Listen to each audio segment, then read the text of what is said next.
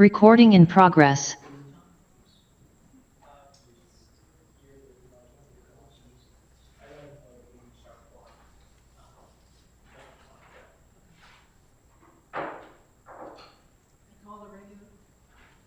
I call the regular meeting of the City of Ashland Planning Commission to order for August 11th, 2026.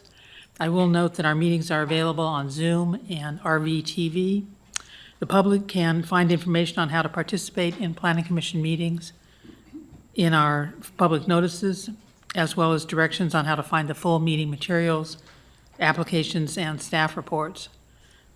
I do note that we have 5 of the 7 members here, so we do have a quorum.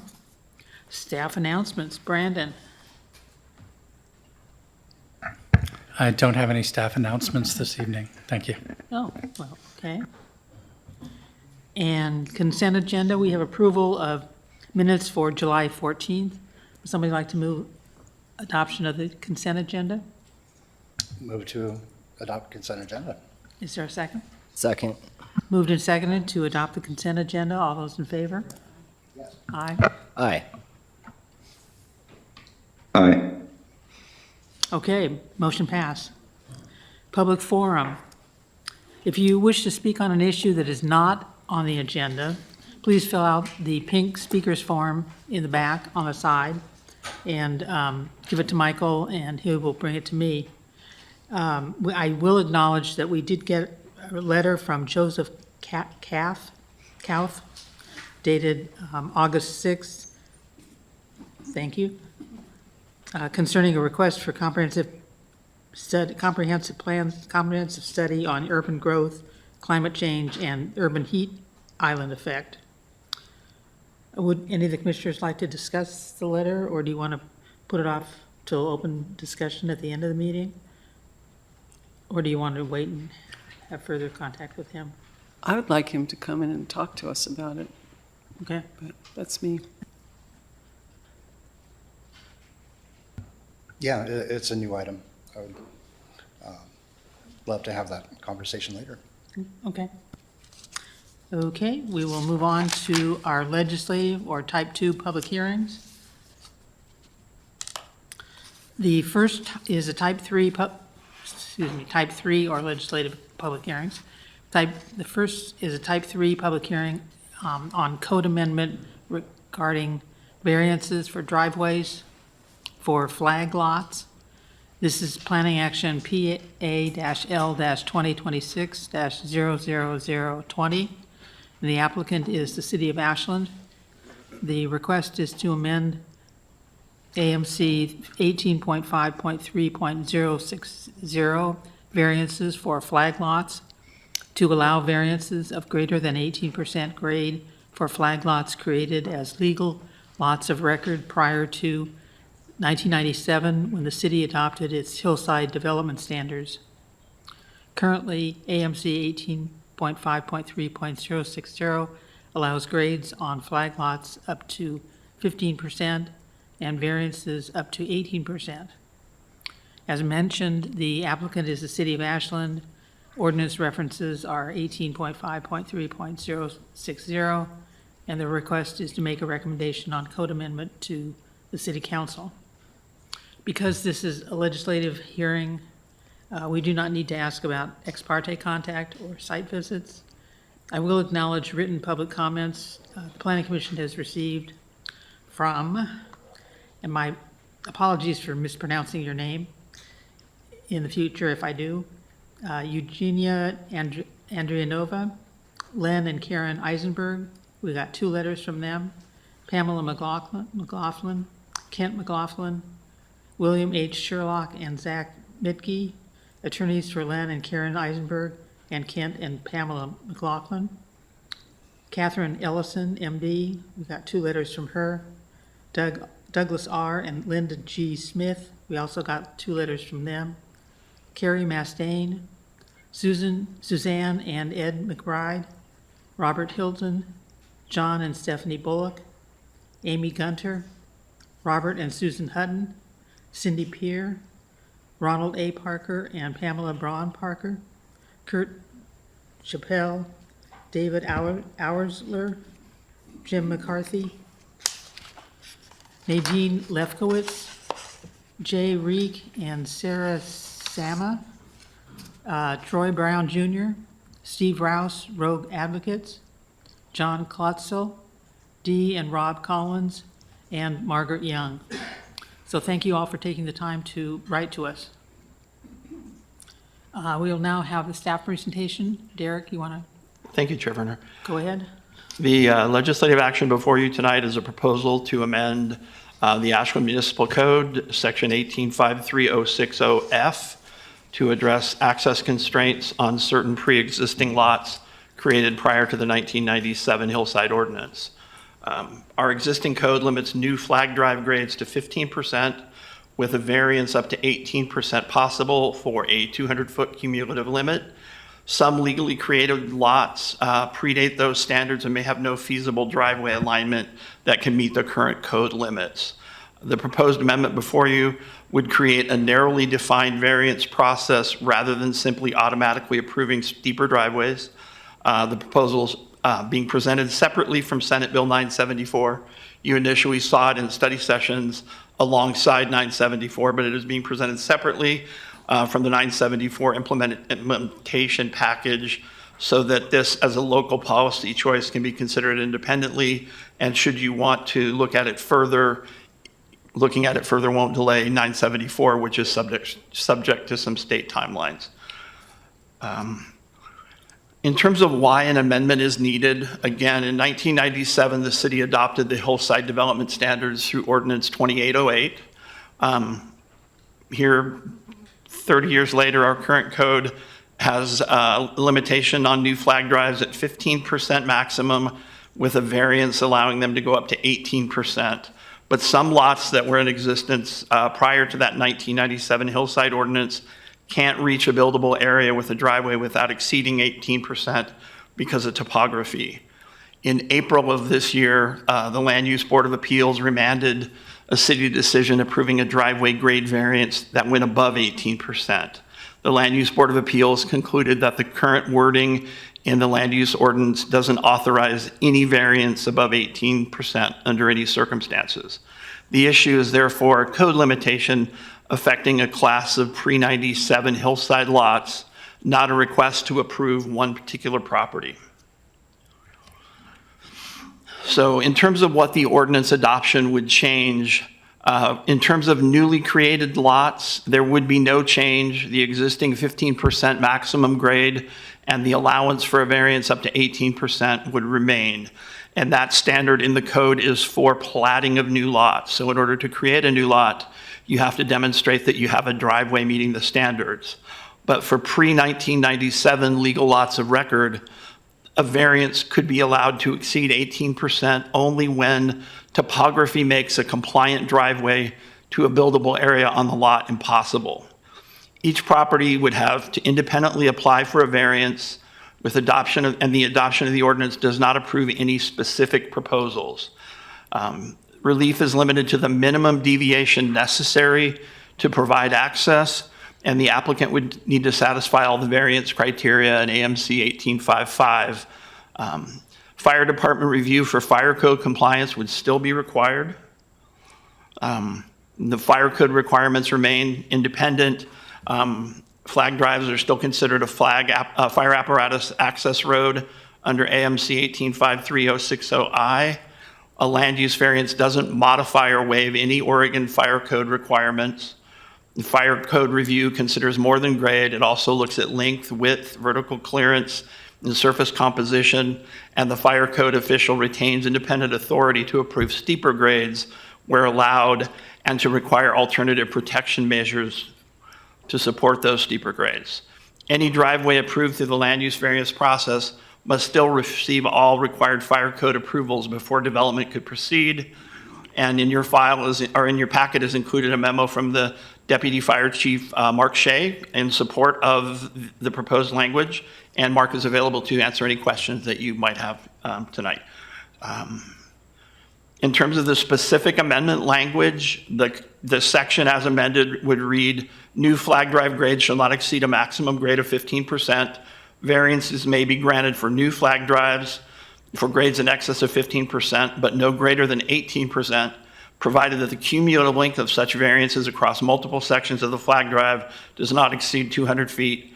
Variances may be granted for grades in excess of 18% for driveways serving legal lots of record that were created before the effective date of the Hillside Development Standards in Ordinance number 2808, adopted December 3rd, 1997, where the applicant demonstrates that due to topographic constraints, no driveway alignment meeting the maximum grade standards of this subsection can provide vehicular access to a buildable area of the lot. Driveways approved under such a variance would remain subject to the fire apparatus access requirement of the Oregon Fire Code, including any approval required by the fire code official. Such variances shall be required to meet all criteria of approval in Chapter 18.5.5 variances. In looking at this issue, we started looking at lots through the buildable lands inventory that were vacant and on steeply sloped land. 74 of those lots, which are not super visible in this map, but 74 of those lots shown in green here were considered as potential. Ultimately, 13 of them in red, which are shown here, and primarily over here, but there's also a list of tax lots and addresses in your packet that were based on GIS data likely to have drives greater than 50 feet in length and be subject to flag drive standards where an issue may come up under this section. And we just reiterate, this is not based on any development proposals for these lots. It's just looking at the GIS data and the fact that there's not an easy driveway placement that would serve a house on the lots that's likely to be less than 50 feet. So it's assumed these would have drive greater than 50 feet and the grades would potentially necessitate a variance because of driveway grade. Planning Commission and City Council previously reviewed this concept during initial discussions along with the implementation package for Senate Bill 974. That was in study sessions back in April and May, and the City Council reviewed this same material on June 1st. As proposed, Ordinance 3309 has been separated to allow this local policy to be considered independently. The amendment's a Type 3 legislative land use ordinance amendment requiring Planning Commission recommendation to the Council. And the next step following a recommendation from you tonight would be a public hearing and first reading of an ordinance at the Council on September 15th. I've got a suggested motion here based on a staff recommendation would be that the Planning Commission recommend that the City Council approve the proposed draft ordinance with the language shown here. I'd be happy to answer any questions you'll have. I also have Deputy Chief Mark Shea here, as well as Carmel Zaran from the City Attorney's Office, if you have questions for either of them. I just have a language question. So it says new lots. It seems like instead of new lots or as well as new lots, you could say, and those created since, so it immediately references the date of the Hillside Ordinance so that it kind of immediately limits. Because there was, in all of the comments we got, it seemed like there was some confusion that we're opening the door to people doing this without, you know, and so, and maybe it's to just, it's a limited ordinance, so is there a way to limit its applicability to those lots that it affects? So, period. And I think the language is intended, the section that we're changing actually applies to lots proposed to be created, and the actual requirement is before plat. So you are talking about new lots that are not yet platted. Yeah, but we are actually talking about lots that already exist. Yeah, and that's what we're trying to, I mean, what we're trying to bring in is the fact that we're applying, as Luba's decision would read out, you're applying a standard to plat a lot for lots that already exist. So trying to make clear that. So I still don't, maybe I wasn't clear what I was saying is. Okay. And maybe there isn't another way to do it. I mean, really, it's not, well, it's not a new ordinance on its own. It just seems like it needs to be clearer that it only affects those 13 lots So- somehow. Yeah, as drafted, there's a couple changes for the commission to be considerate of. One, the new, at the beginning of the section, isn't for new lots, it's for a new flag drive. For new flag drives, and they could be installed on existing lots, or if somebody were to partition a property to create a new lot, that flag drive would be subject to the 15 to 18% maximum. There is another section that talks about the cumulative length of driveway variances across multiple sections. I'm just bringing this up because we didn't cover it in the presentation. That was reviewed and approved ultimately as a prior planning action, as an interpretation of the multiple sections, so long as they cumulatively didn't extend over 200 feet. But by establishing that the 15% is a maximum with up to 18% for all new flag drives, that would apply to any property that is not subject to the following provision, which is granted in excess of 18%, and that is limited for lots that were created before December 1st, 1997. Why wouldn't it just be its own section? I mean, like, if you got section F, why wouldn't it just be its own statement? It could be. It could state new flag drives shall not exceed 15% up to 18%.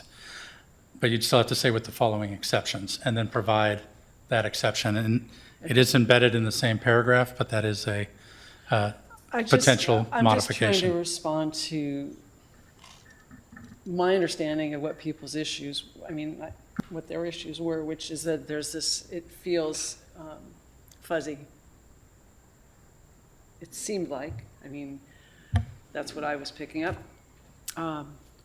And there's a fear that it will get applied in other places and people will do what they, try to get variances for doing something different than what this is about. So that's all. I'm done. Go ahead. Thanks, Chair Werner, and thanks, Derek, for the presentation. Just a quick question here. The staff report says that any relief above 18% would be limited to the minimum deviation necessary. And I don't see that phrase in the actual ordinance. Is it in the general variance criteria, or should we perhaps consider adding it to this language? Just rereading the wording here. Yeah, I don't think it's in the ordinance language for this section. I believe that's in the variance chapter 18.5.5, which this would be subject to. But I'm going to pull that up. And while you're looking at for existing language, I think that there ought to be some reference to a licensed geological engineer's report that shows reasonable feasibility of what's being proposed, so that we know that somebody with some credentials has actually looked at it and said, yeah, it can be done at 16%, at 18%, or 19%, or 20%. It doesn't need to be 25%. Yeah, there is a requirement for a physical environmental constraints permit for any development, including the development of driveways that cross over slopes greater than 25% natural grade. And so a driveway that was being proposed across hillside lands that are considered severe slopes or 25 plus would be required to have a geotechnical report currently. Right, but But that, not in this section. Again, it's not repeating requirements under the physical environmental constraints, which go into the step backs for the retaining walls. There's quite a bit of detail in that section for any cut into constrained slopes in that chapter. okay, but I guess I'd like to see some indication that the flag lot would have direct consideration by a geotech engineer. Reference it back to the part of the code, part of the hillside ordinance that talks about a geotech.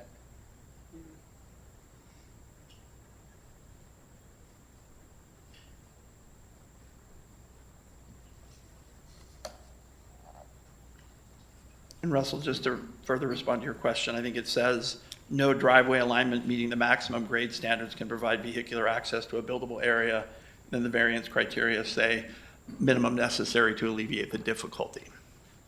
But Thanks. you could always make that more explicit, but I think it's covered between the two. Yeah, fantastic. I think if it's in the broader section, then that makes sense. Can I ask a few other questions Sure, here real go ahead. quick? Okay. There is public testimony concerning Comprehensive Plan Policy 49. Can you explain why Ordinance 3309 is consistent with our wildfire and emergency access policies? Well, I could stipulate that all our current wildfire development standards, including construction of the building, the ignition-resistant materials, fuels, general fuels requirements, any of these properties will be in the wildfire overlay zone and all be required to meet those requirements. Again, Mark Shea, our fire marshal, can speak to other code requirements in terms of the driveway grade and how those get applied at the point of building permits. Thank you very much. Good evening. Yeah, just to add on to what Brandon was saying, I'll evaluate the driveway through the Oregon Fire Code, specifically Chapters 5 and Appendix D, which regulate fire apparatus access. In addition to grade, we'll be looking at composition of the surface, vertical clearance, overall length, and apparatus parking. All factors that I'll look at in evaluating a driveway or a flag road. Thank you, Deputy Chief Shea. And while I have you up here, do you mind if I ask you a few other questions? Yeah, no, go ahead. Okay, fantastic.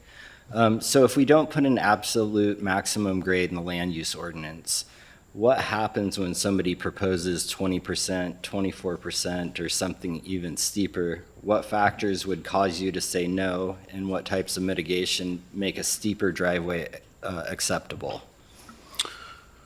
So factors that might cause me to say no might be length, overall length of the driveway, or an inability to provide a fire apparatus parking area within 150 feet of the structure. If there are circumstances that arise that we cannot meet the fire department apparatus access requirements through Appendix D of the Oregon Fire Code, I'm authorized to look at the Uniform Alternate Construction Standard. And what that allows us to do is to enact a variance in construction standard. The most commonly used in Ashland is a residential sprinkler system, and I work in conjunction with the building official to ensure that that's completed in the project. Go ahead. Do you know offhand what a maximum slope is that a fire truck could get access to a fire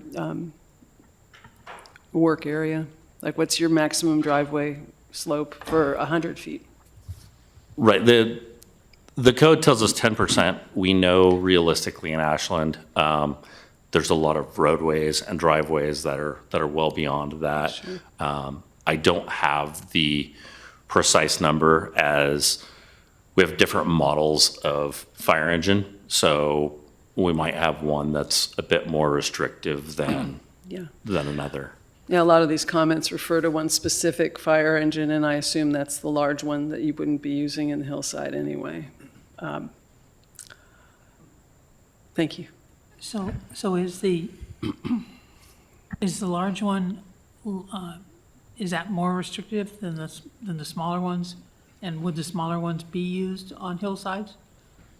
Correct. The larger fire engine would be more restrictive on a steeper grade. And we are going to alter our response based on the incident type and sometimes the geography of the area and as well as weather conditions. So, for example, if it's snowy and icy, we're going to take a more nimble, agile vehicle in that instance, as opposed to like the big fire engine that you see driving around town. Okay, thank you. Just one more quick question. Would you Oh, sorry. recommend, Um, oh, sorry. No, go ahead. We'll let Russell finish, and then John can ask his question. Okay. Sorry, John, I'm going to jump over you here. Would you recommend that we put a maximum length or a maximum grade in this ordinance? I don't recommend that because the fire code gives authority to the fire code official to be more restrictive. So regardless really of what the ordinance says, the fire code supersedes that, and the fire code official has the ability to supersede that. Thank you very much. So even if we said on an application, it can only be no more than 25%, you're saying you could go over that and allow 30%? We could go over that with collaboration between planning, building, and the fire chief. I have a question for potentially you. What if there's a pre-existing lot record and all of the proposed flag drives to get to that buildable area are rejected? What happens? Sorry, could you repeat again? So you're saying. Sure, I'm you're saying, putting what it- if yeah. there is a piece of pre-existing lot that's, pre-hillside ordinance, so it's a lot of record, and none of the proposals are viable for planning or for fire, so basically have a lot that's not developable. Whose responsibility is that? From a fire perspective? No, from a city perspective. Like in the sense of. I have a of lot. building and restriction? Between fire and planning, they won't let me develop it. Yeah, I mean, I think that would go into the Nolan Dolan That question. doesn't help It's, me, I'm sorry. it would go into probably a fact-specific analysis into Nolan and Dolan, which you might be familiar with as like a proportionality restriction when it comes to a government's ability to have land use restrictions or similar kind of regulation, and it has to be proportionate to the public health and safety. And so that would be a fact-specific question in that strain of legal argument is kind of my on the cuff Yeah, I'm direction. sorry, I don't really understand that answer. I have a lot between fire safety and planning. It's deemed that it's not developable because there's no viable way to get to that building envelope, even though that lot was pre-allowed. So whose responsibility is it? Does it become a taking, or does it become, like, what happens in that consequence? And saying it's a percentage, I just don't get what you're saying to me, I'm sorry. Well, that's it. You would have to look at it as a taking, and you'd have to look at each case on a case by case. Oh, yeah, of basis. course, it's an individual situation. I'm not saying that it's a blanket at all. Okay, so I was just But wondering. that's it. It's a taking, and then I probably went too far into the weeds for what that would look like, but it would be a form of a taking, is how we would look at it. And Yeah. so- Thank you. And so then the property owner would be responsible for doing some sort of appeal or legal challenge? Yeah. Because in effect, the city was saying, even though we say your lot is pre-1997 and is therefore buildable, it really isn't. Yeah.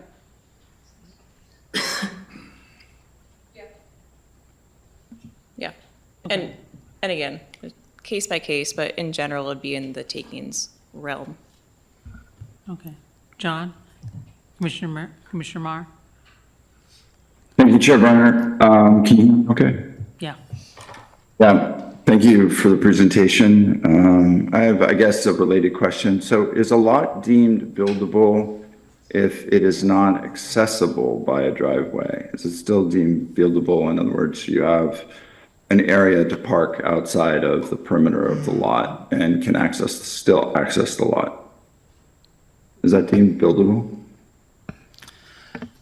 So, obviously, vehicular access to a property is customarily one of the prerequisites for development of a house, single family. There are other housing types that don't have parking associated with them, but those would not likely be built on hillside lands. So I did want to note that your question in terms of our buildable lands inventory, the assessment of lots, if there was a lot that was entirely landlocked, that had no access, no platted access in the form of a flag lot, and no direct street frontage, the buildable lands inventory likely would have been identifying that property as unbuildable. But the 13 lots in question that we're bringing forth for consideration by the commission this evening, all are legally created lots that do have platted access to a public street, and as such would have the opportunity for vehicular access if the land use regulations were not restrictive to the degree that a driveway, which could otherwise be installed, not be installed due to lack of a opportunity to apply for a variance addressing the minimum unique or unusual circumstances that apply to those properties. What this ordinance doesn't do is authorize the creation of new lots or new flag drives serving newly created lots. And so the ordinance amendment presented doesn't increase the number of potential dwellings beyond what's currently existing, dependent on constrained access beyond the closed or diminishing class of pre-1997 lots of record. So those are a fixed number and would be diminishing over time as they are developed until some point in the future. The ordinance amendment presented to you this evening would no longer be relevant because all of those pre-1997 lots would have been developed. Got it. I just have one quick follow-up to that. So in the case of, let's just say, a cottage cluster that had a pedestrian easement and it was on a steep slope, that would still be buildable. Let's just say it didn't even violate the 18% grade, still a buildable lot. There's ways to get to that lot. That's what I'm trying to qualify.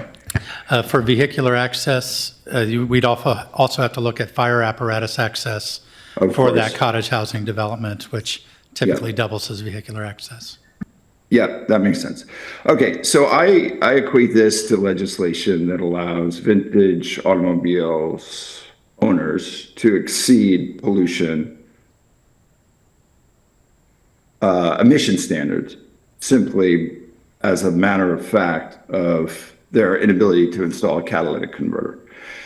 So I'm trying to understand the rationale for allowing this exception for these older, quote, buildable lots. And I just want to understand the planning hypothesis behind that, because I believe it's probably justified based on housing production. Is that true? It's primarily to support housing production, or is there an equity argument there too? I think there's both an equity argument and a housing production argument that the grade standards that we're talking about have historically been applied when new lots are created. That's why it's under the partition chapter. But these are cases that aren't subject to partition. But with the LUBA recent ruling, it was incumbent upon the city to see if that was a change in circumstance for existing properties within the city. And you're noting the housing production strategy and our housing capacity analysis, although in the context of the entire city, 13 lots seems rather small. Those are opportunities for additional housing, which our buildable lands inventory demonstrated all of those lots were needed in order to accommodate our future growth. But further, I do think that there is a equity issue. If there was a land use regulation that was passed by the city subsequent to the creation of the lots that subsequently precluded the development of those properties, I think that does in a sense, disenfranchise those property owners from due use of their property, and that could potentially trigger that takings argument, which would be a fact-based individual assessment on each lot of what they could do with their property if it can't be developed as was originally allowable before the code was adopted. Great, thank you. Thank you, Chair. You're welcome. So how do you get old lots to come into modern conformance so that they are treated the same way current lots are in terms of wildfire access,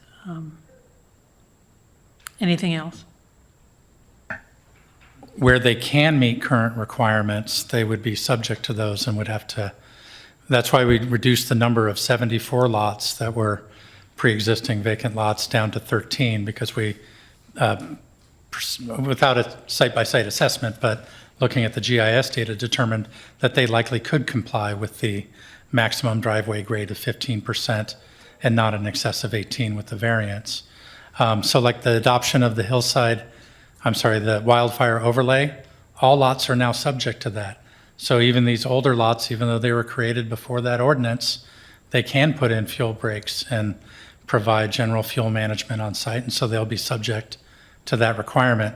I think in the variance proceedings, the term that was being discussed earlier in terms of what the code says, it states the minimum is, or the variance is the minimum necessary to address the special or unique physical circumstances related to the subject site.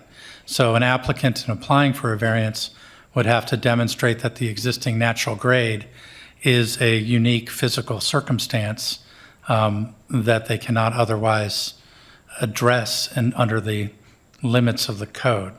If their engineer says they can do a driveway that meets the 18% grade or 15% grade and not require a variance, that would be the path that they would need to take. And so we're relying on their engineer to give us that information? You know, essentially their application, the burden is on the applicant to demonstrate that it's necessary. Go ahead. I would say that anybody that was trying to develop a flag lot would go to whatever ends they needed to get to get 18 or under. It's not like it's a prize to get a steeper driveway.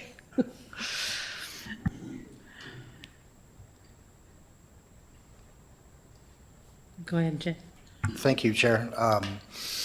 I want to follow up on the questions that have been asked about the equity and due process issues, but first I want to thank you, Derek, for providing the geographic information on existing lots of records that were created before adoption of the 1997 Hillside Standards, the 13 or 14 or so.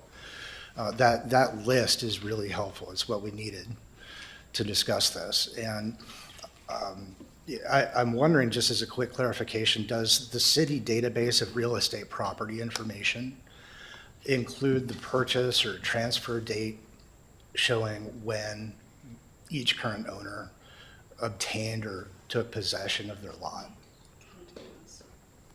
City data doesn't include that, but the county records do. So we have access to all that information through Jackson County. Cool. So we know, based on that information, when an owner would have been noticed of the existence of those hillside standards, right? Whether their possession predated adoption of the standards or whether the possession occurred after the standards, right? Cool. So the follow-up question that I want to ask about the equity consideration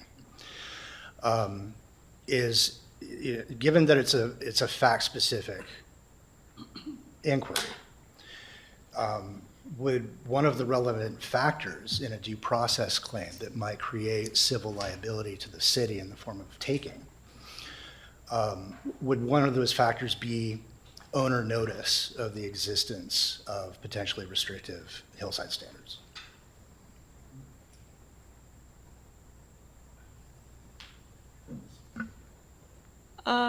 Yeah, I mean, I haven't researched that question specifically to this case. I mean, I do know as a bit of a segue, even looking at some of the manufactured home case law, that, like there was one case as an example where, someone was buying a manufactured home park with the rule in place, with a kind of, that had a more restrictive use, like a tenant favorable restrictive use. And the court found that that person was on notice, and because of that, there was no problem with it. So I think there would probably be a similar analysis. I Yeah, bet that sounds like an analogous situation. And- That yeah, and- that would be how I would imagine it would play out. Yeah, thank you very much for that. I think it goes to the question about what happens when you have a pre-1997 lot, and because of this LUBA decision, and because we didn't change the ordinance, you can't develop it. Or even if we do develop the ordinance, you still can't develop it. Can I ask you a question? Sure. So you're basically saying that it's, if I own one of those lots and it's pre-1997, when I sell it, then it no longer is developable, and I should have known better if I bought it? That's kind of where I'm getting at with the notice thing. Yeah. Yeah, The date of purchase or transfer or possession is relevant No, here. it's still a taking, because then you're telling that person that owns it already that they can't sell it. Well, it's relevant, but it's not necessarily dispositive. I think, as we just discussed, it's going to be a factual, weighing of factors in each case. But I see the potential for a takings claim, is what I'm trying to say. I'm also saying that I think there might be a limited set of factual circumstances where such a claim would be successful against the city. And that limited universe of potentially successful taking claims might actually be limited to those lots of record pre-existing the hillside standards that were possessed or obtained by their current owner prior to adoption of the standards. We can talk about it in deliberation, but that's just kind of the thrust of my question here. So let me shift gears just real quick. I only have two more questions. Just to be clear, the proposed ordinance would not by itself authorize construction of any new driveway on any flag lot. Is that correct? That's correct. Okay, and even if the city adopts the ordinance, the fire code official still has independent review and approval authority on any such driveway, right? Right, and we adopt the ordinance, approve a variance, the fire code official still has review authority independent of that variance to say, yeah, the city said, planning said you could do 20%, but based on conditions, you can't. And there are a lot of different factors besides driveway grade that you're looking at, right? That's correct. Okay, thank you very much.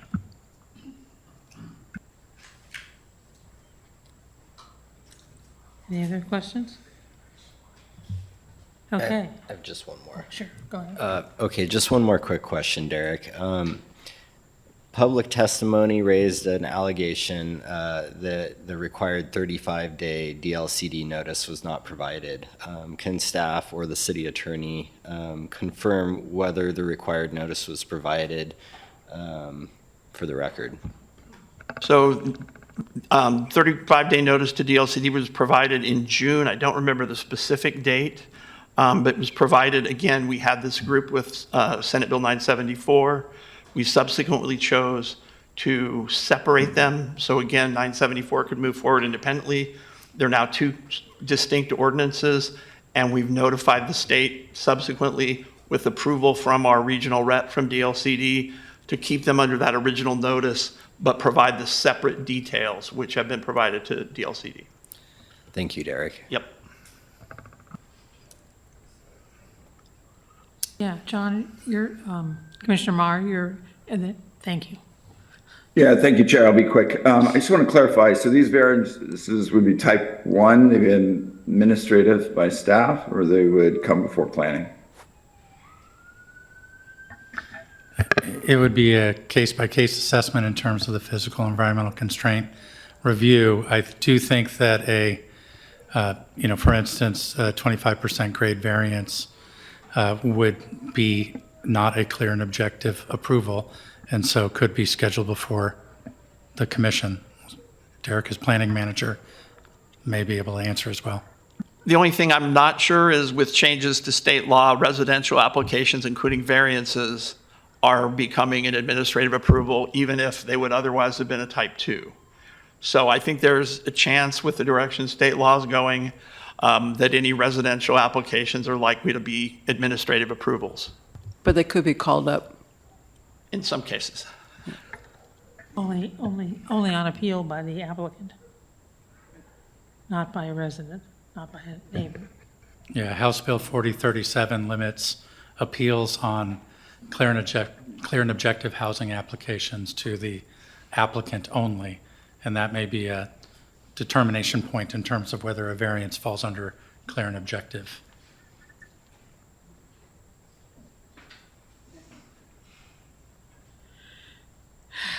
Okay, so let's move on to the public comment portion of the meeting. And I have a number of speaker requests, and there are several people here on Zoom. So let's take the Zoom people first. David Orsler? No, okay. Jay Reek? I don't see that Jay himself is, but Sarah is available, and they said they speak together, so I'll promote Sarah to panelist. Okay. Can you make it so that we can see John and Sarah? Ah, thank you. Thank you. Sarah, would you like to speak? Hi, this is Sarah. Jay is actually going to speak on our behalf. We are unfortunately not in the same location, so I will yield my time to Jay. Okay, Jay, please speak up.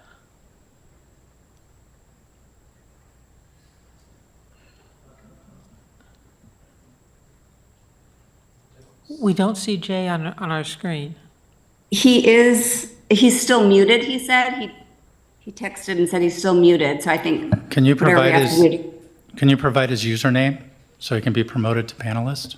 We have one, I think it's JR. we don't have a JR, we have one that is just iPad. Oh, that's probably Jay. Sorry.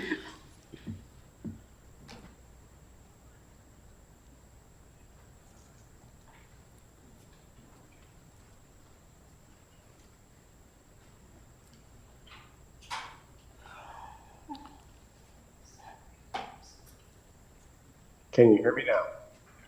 Yes. Can you, Technology working in. could you show yourself? Turn on your camera? You know what? I don't have video available to me. I don't have enough bandwidth. Can you state your name for the record? You bet. This is Jay Reek from 230 Strawberry Lane. Okay, thank you very much. Please go ahead. You have. Thank you. You have 3 minutes. Great. Thank you.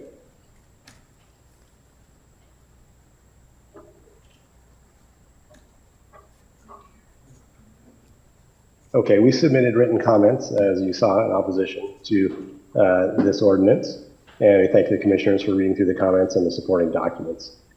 If you haven't had a chance to do so, we'd encourage you to do so before making a decision, and there's been some good deliberation so far. As we stated in our comments, the proposed changes are not mandated by state law and are inconsistent with state law. Local jurisdictions are charged with adopting either the state fire code or a local fire code that is equal to or more stringent than the protections in the state fire code standards. This proposal is less stringent than state code. The proposal is also inconsistent with the Ashland Comprehensive Plan. In 1997, the City Council wrote that the hillside development standards are, quote, in compliance with the comprehensive plan, and that the comprehensive plan contains specific policies and provisions which provide the basis for this ordinance, unquote. Exempting hillside lots from the well-crafted and long-standing safety-oriented hillside ordinances is clearly inconsistent with the Ashland Comprehensive Plan and dangerous for our community. Parenthetically, I'll mention that hillside standards development identified that it would actually adversely affect 33 properties, and yet the City Council in 97 still decided that the benefit to the community and the safety to the community it was worthwhile to make that difficult decision. Also, the proposed flag driveway code is internally inconsistent, at the same time allowing grades steeper than 18% on some flag lots and prohibiting grades steeper than 18% on other flag lots. How can this be safe in one instance and not in another? The Oregon State Fire Code has already established that it is not safe. Additionally, the ordinance is not related to the SB 974 and is not required by the Senate bill or the state. As mentioned earlier, the minutes from the Planning Commission study session in May indicated that this amendment was presented to the commissioners as part of the legislative changes because of SB 974. And as noted in the May 26th staff memo to the commission in today's minutes or meeting materials, the proposal is not because of SB 74, but is in response to the lieu of remand of the specific application PAT3 2024-0053. Finally, if this proposal is adopted, Ashland will be an extreme outlier for fire safety regulations and building codes in Oregon. We will be seen as reckless with our regulations and codes, especially if a tragedy or accident should occur because of an exceedingly steep driveway. We ask you tonight to deliberate and make your decision in the interest of Ashland's values and our broader citizenry. We ask you to recommit to policies and codes that we all abide by and to protect us and our town. Please reject the proposed amendment to the flag drive grade regulation. Thank you. Thank you very much. Emil Sandowski, is he available?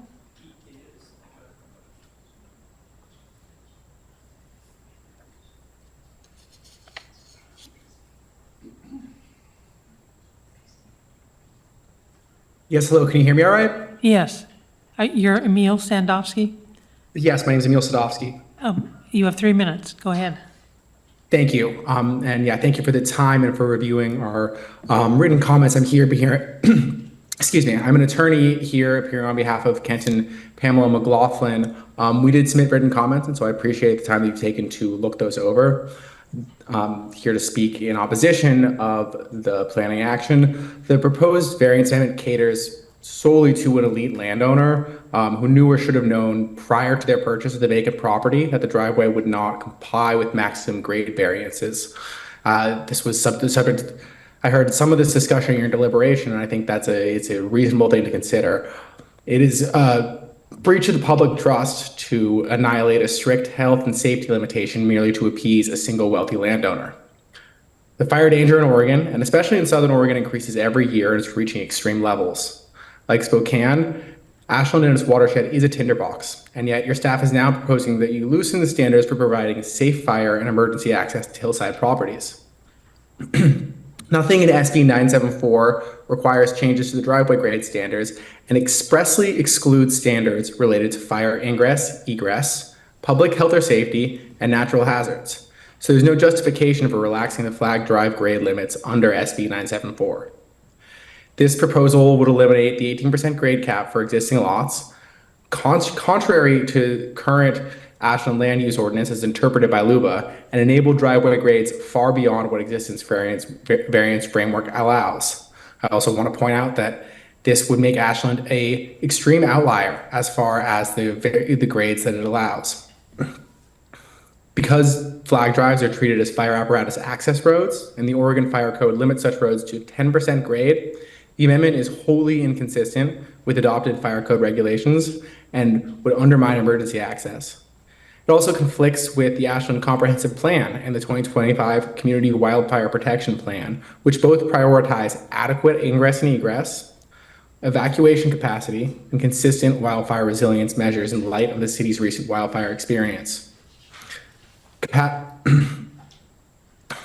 Steeper grades would heighten erosion and slope instability risks and make Ashland an outlier among Oregon jurisdictions that almost universally cap driveway grades around 10 to 18%, only with strict safeguards. Accordingly, the Commission should reject the proposed variance amendment. Thank you for taking the time. Thank you very much. Okay, we're moving on to in-person speakers. We have Carrie Maston.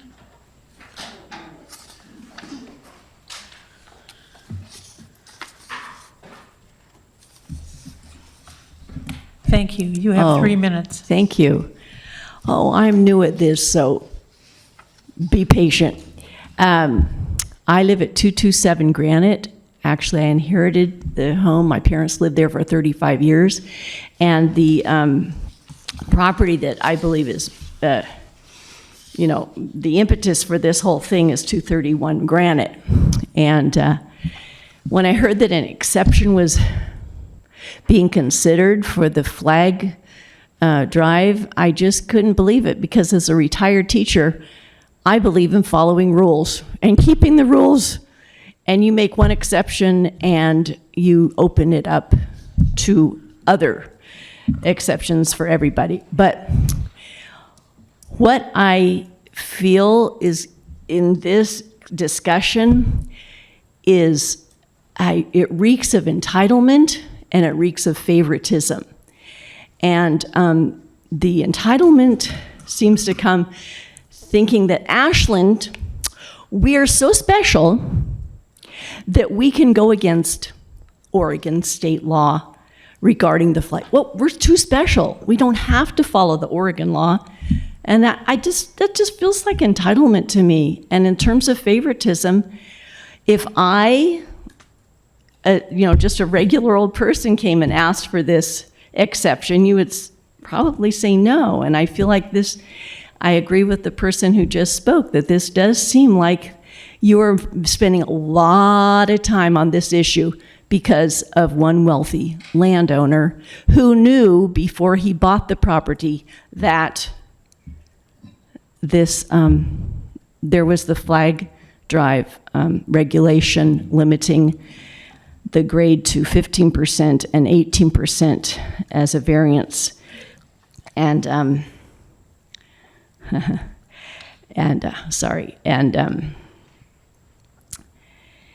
I just, I appreciate this discussion. I appreciate the way that you are very calm when you speak and polite to each other. And thank you for letting me have the opportunity to speak. And I had one other point and I can't even remember. Oh, I know. If you're going to make an exception to a rule, it has to benefit everyone.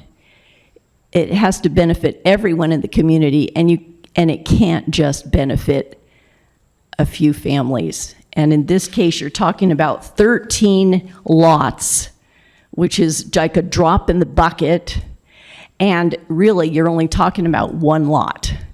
And, I have 20 seconds. The neighbors have offered to buy this back from the DeBoers for the price they paid plus 10% so that it can be an open space. So that was to answer your question, Carrie. What can be done? The neighbors can get together, buy the land back and make an open space. Okay, thanks. Maybe next time I'll be less nervous. I hope so. Thank you. Thank you very much. Steve Rouse from Rogue Advocates.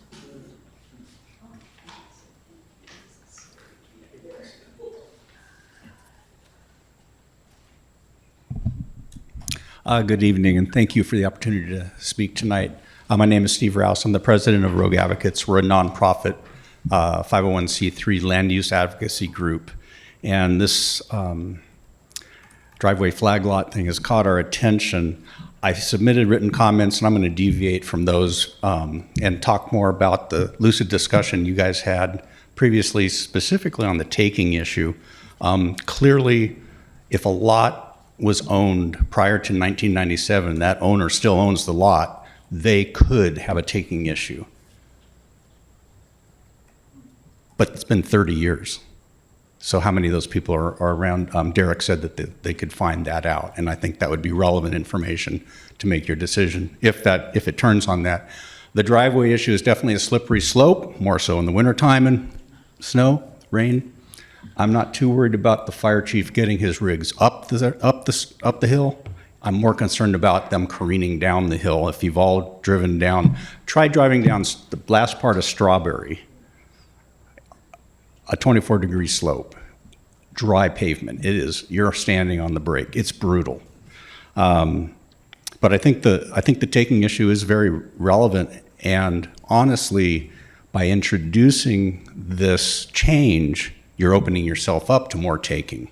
Because if you don't put a steepness limit on the criteria, and you don't put a driveway length,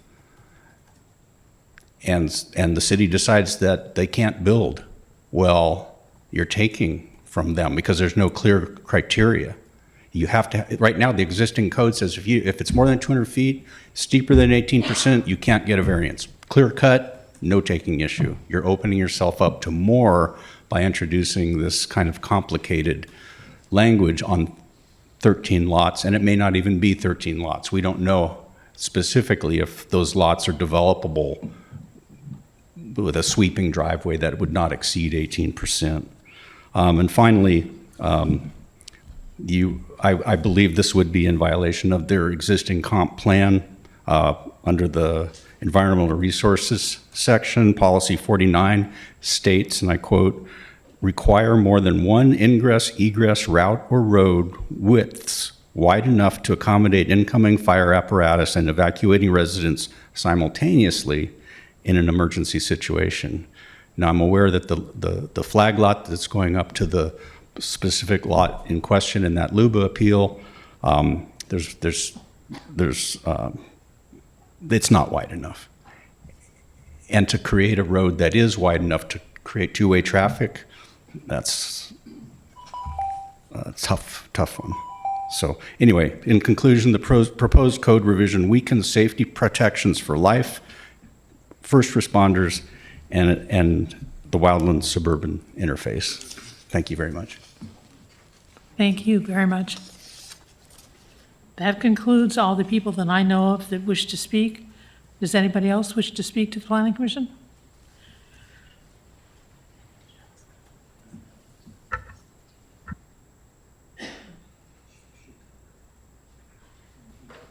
Seeing no one, I will ask if the Planning Commission has any questions. I have a question for the Deputy City Attorney. When the 1997 Hillside Standards got adopted by the city, did that trigger the statute of limitations on a potential takings claim, or would it be city approval or denial of a land use application under applying the standards? Yeah, I mean, that might be a little too specific for me to answer off the cuff. I mean, I think but I will answer your question a little bit more broadly in the sense that I don't have any issues with this ordinance, and in part because like the taking would be for the properties who otherwise when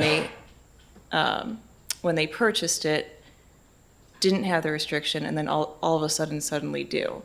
But this allows for those properties to still be developed.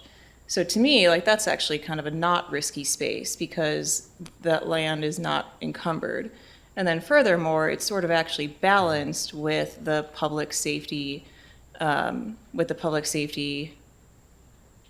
concerns with fire, and then also kind of in line with the I actually find it in line with the comprehensive plan, sort of in line with the goals of Senate Bill 974, in that it allows for, in that it kind of finds a sweet spot of accommodating for public health with fire and allowing for more buildable land. So that's kind of my general assessment. I have some more specific notes. Mainly in the language of it says that it will work within the fire code, and to quote, driveways approved under such a variance remain subject to the fire apparatus access requirements of the Oregon Fire Code, including any approval required by the fire code official who's going to abide, which, you know, as we hear from Mark Shea, they're going to be looking at the fire code. So to me, that's like a cross-reference that'll incorporate all the fire restrictions. In terms of that safe space that you defined, would the the fact of owner notice of the standards be a relevant factor in defining the scope of that safe space? Sorry, safe I mean, space. Can I'm you? just really kind of repeating a question I asked before, but it's relevant here. Would the timing of owner notice of these potentially restrictive standards, would that be a relevant factor in defining the scope of that safe space where a property owner couldn't sue the city for a taking? Yeah, I guess I might need you to clarify, like, on what side, because I think I've heard sort of a 360 response for, I mean, I've heard some comments of, so restrictive as in the city's not allowing development Well, restriction, I'm just or talking about the restriction? hillside standards generally and the driveway grade standards specifically. Okay, I might, for hillside standards question specific, I might turn to ComDev to help me out with that one. So I think I understand the gist of your question in terms of, if we go back in time to 1997 when the Hillside Ordinance was adopted, I would note that the grade standards subsequent to that period have historically been applied at a time when new lots are created. So properties within the hillside area subsequent to 1997, were they to be partitioned or subdivided, the grade standards have to be demonstrated before final plat is signed. And that's the code that went into place in 1997. So lots that were created prior to 1997, there is no standard that they were held to because no plat had subsequently been required. So essentially, when those prior lots, no maximum driveway grade applied, and on some of those lots, the terrain is steep enough that no driveway alignment meeting the criteria cited under the flag partition chapter for flag drives could be met. So again, I think historically we've allowed development on driveways or on pre-existing lots with steep driveways, so that this was really tested with the current land use application that went to LUBA, where they found that just as this body and the city council had approved a driveway that exceeded 18% slope based on it being a pre-existing lot of record, LUBA found that that wasn't supported by the code. So your question is, at this point in time, are those property owners on notice that if we don't make a change, the circumstances have changed due to LUBA's recent ruling? Well, let me clarify, because the LUBA ruling said that the relevant standard that you're talking about always has been that way and has been since its adoption, that the city's interpretation of it was inconsistent with the code. And so my question relates to the code itself and not to the city's interpretation. But I mean, maybe we won't reach a clear answer on this tonight. That's totally okay. I would, but I do think, these are important, considerations here, and I appreciate you talking them through with me.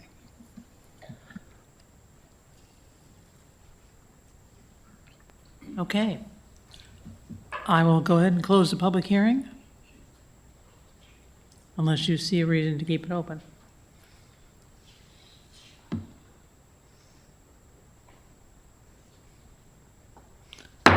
Public hearing's closed. The record's closed. We are into deliberations. What's your pleasure?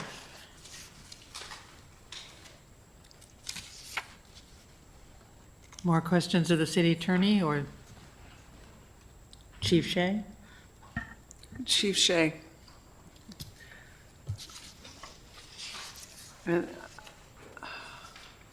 So, and this is not supposed to feel contentious or whatever the right word would be, but how, and I don't know if you can answer this, so my experience is that fire tries its best to facilitate what people need, and planning does the same. And when there's these difficult projects, people, we end up working together to try to make things work for the landowner and for fire safety. How, I don't know if this is a fair question, but how would it, how would you go about saying no to somebody? Saying no to somebody, I would start with obviously evaluating the project and the criteria. If I made the determination that it was outside of the requirements of the code, beyond what we could make any kind of contingencies or alternatives to, I'd speak with the fire chief, let him know that it was my opinion that we cannot provide adequate service to the proposed building. And then I would also speak with planning staff and explain my reasonings for not being able to provide that service. It's a careful evaluation, and the goal is to provide safe housing. If we just cannot do that, then we cannot do that. Okay, so I know it's totally not a real situation, but I was just curious if you would feel comfortable doing that. Yeah. Okay. Yes. So things that would mitigate your decision are pools for a water source, gravel, or more grade on the driveway, paving the driveway versus having it be gravel, things like that? Yeah, those could all be factors in addition to a residential sprinkler system, in addition to additional wildfire hardening of the property, meaning more vegetation management, or alternative parking areas for fire departments where maybe we're able to design the property where we don't necessarily utilize the driveway, but we have an alternative way to access the building with hose lines, to be able to look at alternatives that way. Okay, so if the flag lot's here and it's going up, you would consider whether you could go, there are houses in front, so if you could go around the house and get access that way? Right. Of course, it's a hypothetical situation, but if there is a way through the planning process that we can safely park a fire engine and still reach that house within 150 feet, potentially longer if it has a sprinkler system, or a greater distance if it has a sprinkler system, then I would look at that as a potential acceptable alternative. So therefore you don't need 2 access points? Per the fire code, you don't need 2 access points for one single home on a property. Or if it's a flag lot, if it's 2 to 3 homes, you don't need an additional access point. Okay. Okay, thank you. I'm going to switch for a second. Sorry, I'm just taking No, over here. go for it. That quote about an egress that would allow 2 vehicles to go past each other, is that part of the code that is actually in subdivision rather than in single family? Yeah, the section that he's referring to is in the comprehensive plan that relates to having roads that have multiple points of ingress and egress. So it's about roads, not driveways?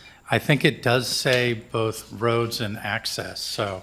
It's implemented through the subdivision chapters in terms of multifamily development with over 250 average vehicle trips per day require a second access point. So it's not driveways to a It's single not family flag home? drives that are by definition only able to have one access point. Thank you.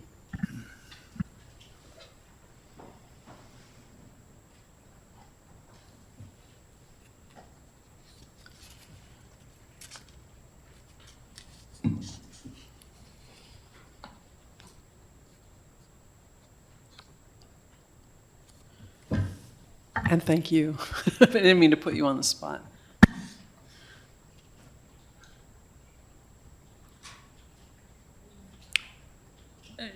Shall we talk about the actual language that is going into this ordinance?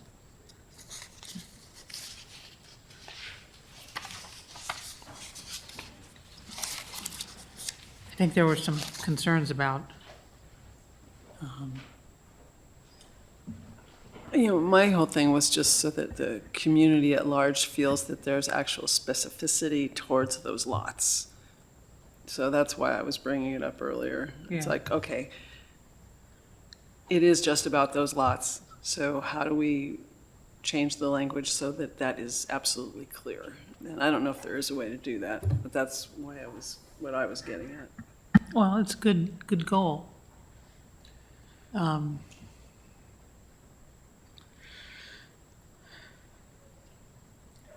I still think there should be a maximum slope on it.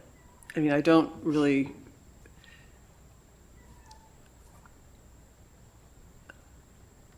I agree with you. I don't feel comfortable just saying anything. Fire code will rule the day. I mean, I don't want to put that on the fire department even. I think that and I don't know enough about it to say what that slope should be, so I don't know that we can make a decision on that, but there's parts of town that in my four-wheel drive in the snow, I can't get to. And I drive, I'm kind of a wild driver. I'll go anywhere. So I think there are limits to what is viable, even if there's ways to, so I just think we need to set some, and I think we need to do a little more work on that, I guess, is my point. Okay, To provide safety. If there's more than one house on that driveway, which there will be, correct? It's not just a driveway to in this case, to 231. Are there more, does that driveway that they're going to use access more than just their house? no, It doesn't? no, the flag lot that is part of the LUBA decision only goes to one lot. It's part of a joint driveway Right. with the house next door, but it doesn't, but the flag lot takes off after the house. But so the flag, and I'm sorry, I don't know more about it. So once you take off from that driveway, that's where it becomes over 18%? So I will note that, again, trying not to talk about a specific land use action that may come before the committee on remand Okay. or commission, but there are a number of properties that are accessed off of pre-existing flag lots that are fully improved, in which those flag drives exceed 18% slope. Some affecting the 13 lots that we're talking about that would be accessed off of shared driveways, in which multiple are serviced off So those. that's where the question of community-wide safety comes in. If it's just accessing one house and those people want to, whoever wants to kill themselves, it's fine. Relatively fine, sorry. But I think that one of the points that one of the commenters brought up is that, you do end up or maybe it was in our written comments, it becomes more of an issue if you're accessing more than one home off of that property and for some reason a car spins out or goes sideways and then you don't have access or you can't get out. Right.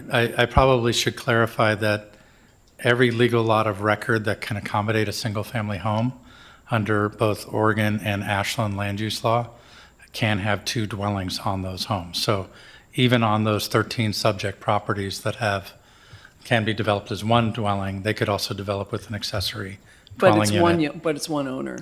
Yeah, and what this ordinance doesn't do is newly create opportunities for the creation of new lots with multiple owners serviced off of a flag drive, because any new lot created would still be subject to the 15% maximum or up to 18 with the variance.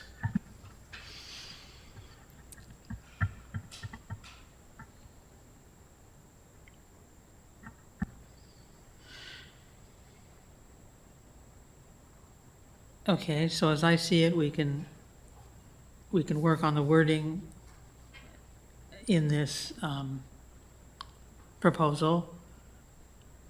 One option is to continue this to our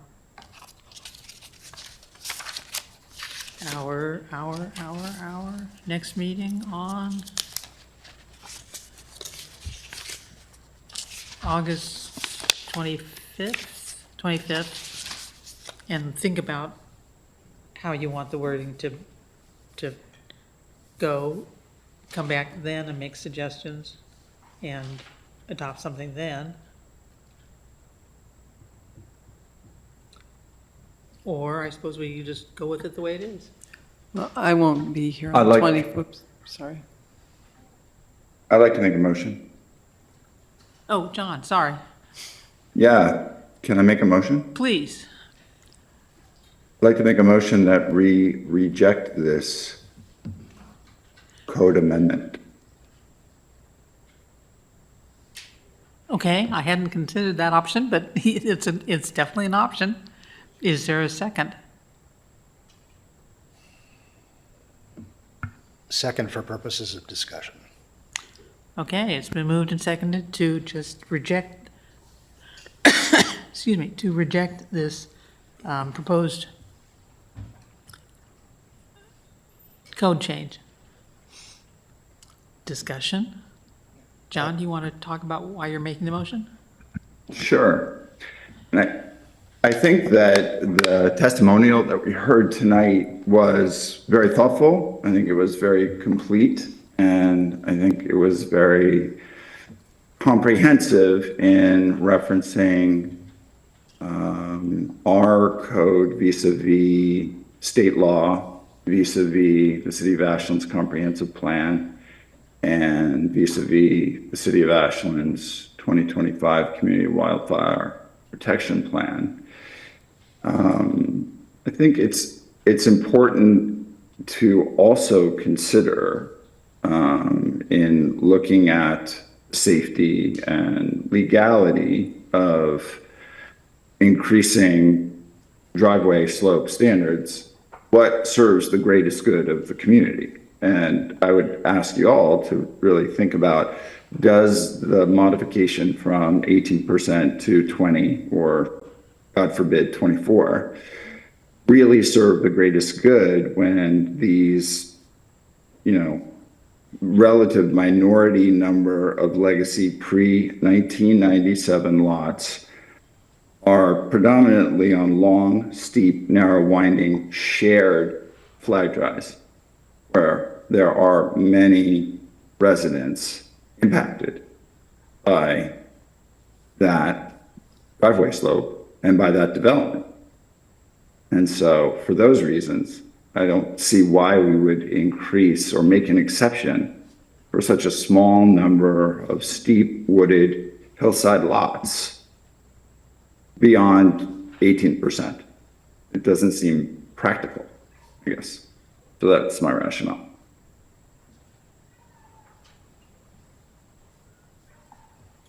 Thank you. My rationale for seconding the motion is out of a desire to try to get to a more clear and objective standard that might apply to these variance reviews. Leaving it open-ended, I think it makes sense, the comment that we might actually be opening ourselves up to a taking claim by leaving it that way. So maybe we could ask staff to come back with some different language based on whatever more feedback we can offer them before the next business meeting to address the clear and objective problem. And also to possibly address another alternative concept here, which is to limit the scope of availability of the proposed variance to certain lots of record predating adoption of the standard at issue, where the owner either purchased or took possession of the affected lot before adoption of the standard. We've talked about some of the potential due process issues here, but it's not totally clear to me, based on that discussion, that we found an answer. And You're talking about identifying the lots individually? lots individually by date of purchase because one of the commenters is totally right that any property owner who purchased their lot after adoption of these city standards knew or should have known about the standards and how that might affect buildability. So providing I hesitate to call it a blanket exemption because it's not, it's pretty targeted, but maybe the scope is even bigger than it actually needs to be as proposed here. And if we don't limit the availability of a variance to lots obtained by current owners before city adoption of the standard, then maybe we are greasing the skids for development that otherwise would, or development that would undermine the purpose of these standards. So, my second is not to say no to the proposed ordinance, but it is to ask for some further consideration and study. Okay, so hearing that, we have a motion on the floor. Michael, will you go ahead and call a roll? And the motion is to reject the proposal. Oh, sorry. Commissioner Marr, Aye. Commissioner Phillips, Aye. Commissioner Kincairn, Aye. Commissioner Leininger, Yes. Chair Werner. Yeah, aye. Okay, the motion is unanimous. We have rejected the proposal in the staff report. So we could either, we can let that go to the council, or if you want to take up Commissioner Leininger's idea of maybe working with this a little more in terms of the language, we could continue this meeting to the 25th and do that. Or if you'd rather just, if you want to go ahead and give this to council now, we can do that as well. Chair, can I make a motion Sure. to continue this hearing to our next business meeting, date certain? Okay. For the purpose of- The hearing's closed, so it'll be continued Yeah, deliberations. I'm sorry, that's my mistake. No, no. But Continued deliberations. to continue to the deliberations August to the next 25th meeting. with the idea of having us and staff work on language that might incorporate what we've heard tonight? Yes. Okay. Is there a I'll second? second that. Oh, okay. It's been moved and seconded to continue deliberations to August 25th and to work on, have staff work on some language and have all of us think about language. And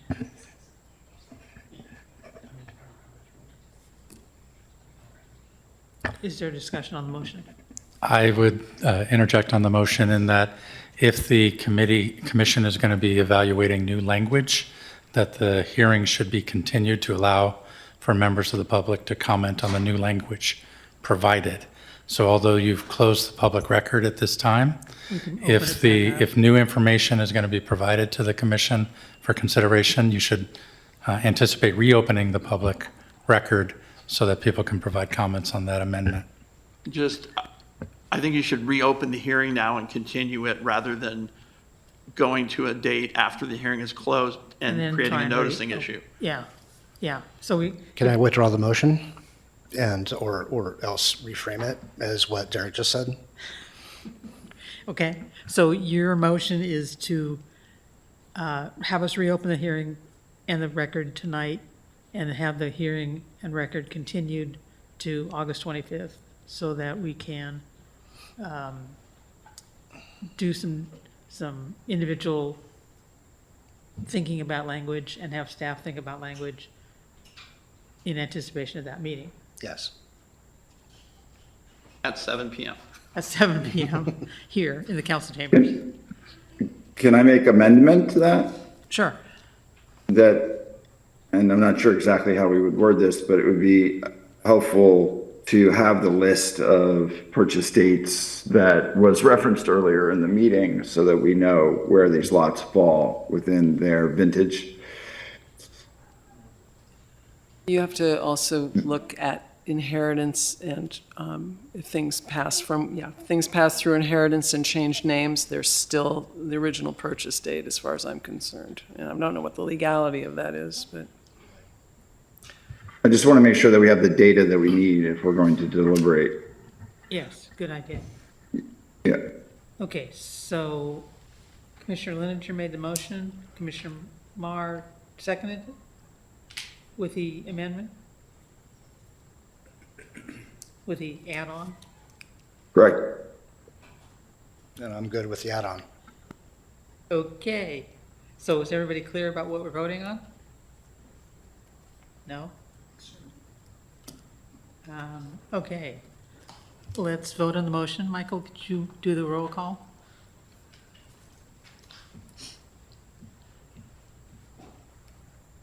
Commissioner Marr, Yay. Commissioner Phillips, Yes. Commissioner Concairn, yes. Commissioner Leininger, Yes.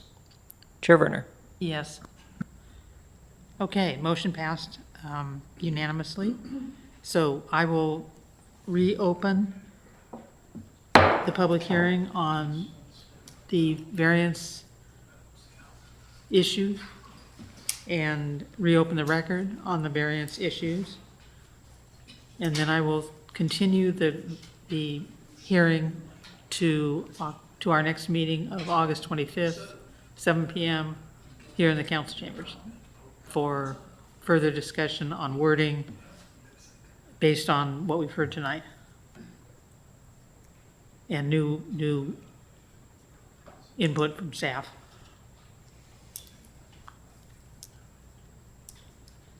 Everybody satisfied? Okay. So continue. Okay, it's 8:31.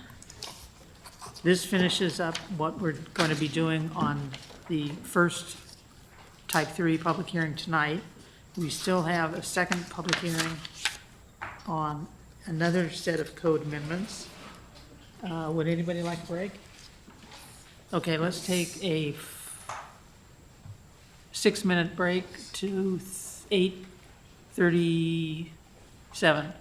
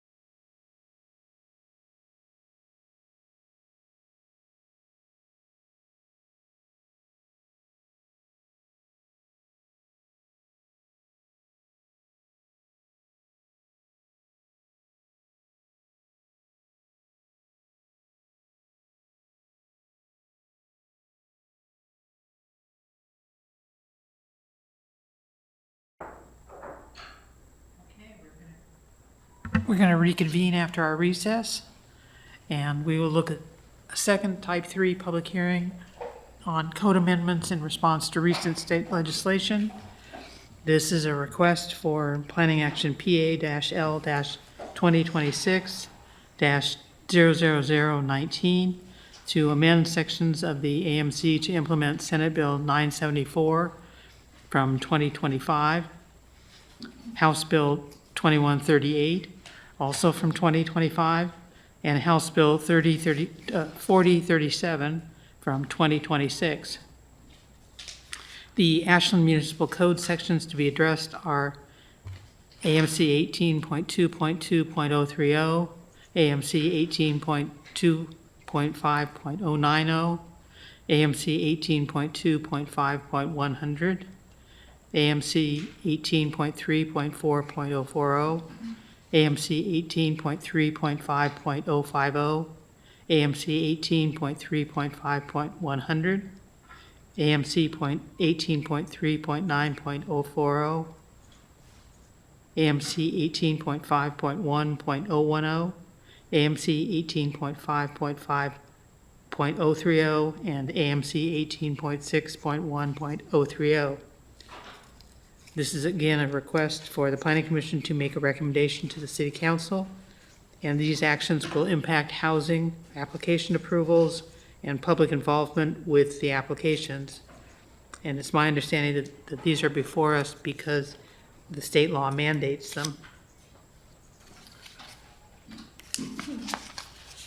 Because this is a legislative public hearing, we do not need to ask about ex parte contact or site visits. I will acknowledge one public comment that we did receive in writing, a letter from Steve Rouse, president of Rogue Advocates. I will open the public hearing. Staff presentation. We have Brandon in front of us tonight. So thank you. The amendments that are presented before you this evening are part of an iterative process where we came before the Planning Commission had study sessions on April 14th and May 26th, and the City Council was briefed on the legislation and the proposed local approach at its study session on June 1st of 2026. So as such, you're familiar with the ordinance changes in terms of, but this is the first time you're seeing it in draft ordinance format, which outlines the recommendations that were provided to staff at those prior study sessions, and I'm going to go over those briefly in a few slides. As Chair Werner noted, this is in relation to implementing Senate Bill 974, portions of House Bill 2038, as well as House Bill 4037. And I'll go through each of those bills in a moment. But essentially, the ordinance amendments across the board are intended by the state legislature to streamline residential development review so that more qualifying applications are processed as type 1 administrative reviews, and public hearings only occur when permitted through an appeal, and I'll touch on 4037 and its implications on that. Essentially, the ordinances also expand housing opportunities by codifying single-room occupancy standards within our local code in compliance with the state law. Those code requirements have to be adopted by communities by January 1st of 2027. So the City of Ashland would be doing those in advance of that requirement. I should note that some of the other requirements of Senate Bill 974 and 4037 are already in effect under state law. And so applications that come in can apply state law for their approval under those clear and objective standards. So essentially this also amendments would align our local procedures for notice, appeals, residential design standards, and clear and objective housing review.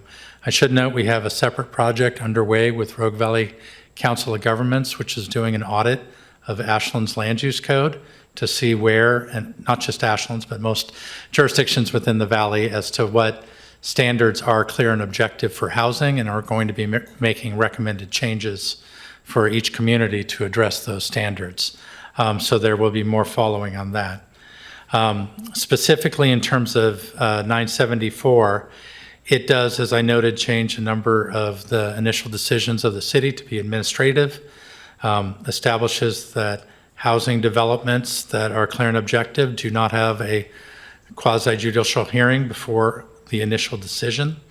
It changes the notice requirements in our current code are 200 feet to property owners within 200 feet, neighborhood organizations. It limits that to property owners within 100 feet and does not provide for notices to other organizations. So that amendment has been provided. It does retain a 14-day written comment period by which somebody receiving the notice can provide comment to city staff on the action for consideration in making a decision on the proposal. The city staff would issue a written decision with findings essentially, and I would say that Planning Commission hearings under 974 do remain available for appeal, but only on non-clear and objective housing applications. So in the case that there is a conditional use permit or a application for a commercial mixed-use development or commercial developments which are not housing related, those would still be actions that could be reviewed by the Planning Commission either at an initial hearing or upon appeal. Yes. But it also requires that those who are appealing are only the applicants. Under the scenarios that I just outlined, where it's not a clear and objective housing application, anybody can appeal those. Right. But if it is a clear and objective housing application, the decision is made by staff, at which point, if that is to be appealed, the only potential appellant under House Bill 4037 is the applicant. So it would eliminate the opportunity for neighbor appeals or any of those impacted parties within 100 feet of the development to file an appeal at the local or before LUBA. The Land Use Board of Appeals is also restricted under 4037 to only the applicant.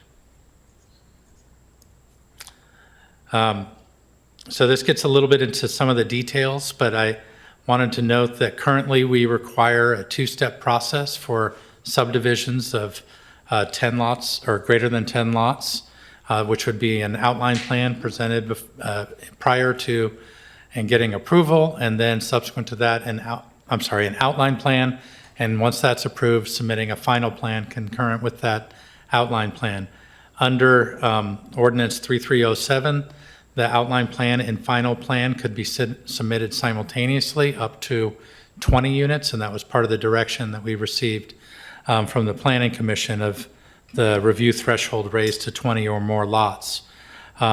Classification of qualifying variances as type 1 actions, and retention of the existing, I should note that the retention of the existing zone change and annexation, 974 requires that those be approved administratively as well for upzoning for increased residential.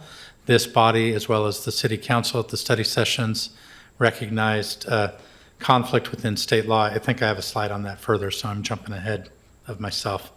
So we'll come back to that. So the Senate bill also states that for developments of greater than 20 units or more for 1 and 2 family developments, that residential design standards cannot be applied. When we discussed this with the Planning Commission, it was acknowledged that Senate Bill 974 included a sunset date for that design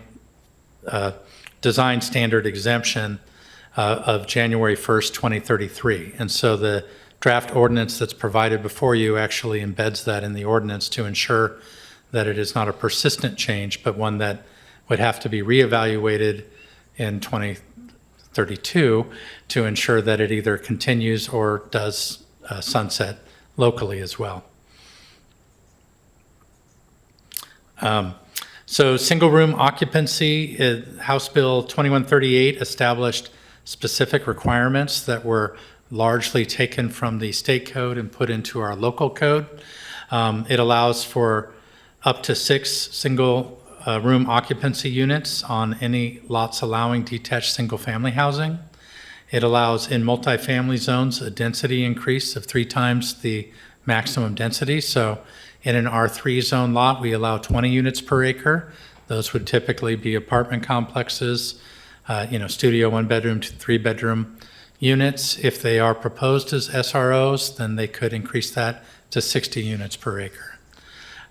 It establishes local single-room occupancy standards, and we provided definitions. Most notably, it goes into some detail in terms of where the state law stipulated that single-room occupancy units were those that had shared facilities. So the ordinance presented this evening, and I do have a modification I'll show in a bit, are intended to state that if a single-room occupancy development had a shared kitchen, all the individual units could share that kitchen. They could have private bathrooms. The inverse is also true. They could have shared restrooms and private kitchens, but what they can't have is both a kitchen and a bathroom within a singular unit, and it be considered a single-room occupancy, because that is de facto an apartment at that point. So we update the applicable land use tables to permit them in the residential zones. And I will jump to Senate Bill 4037, housing applications. Again, these are state mandated changes to the hearing process.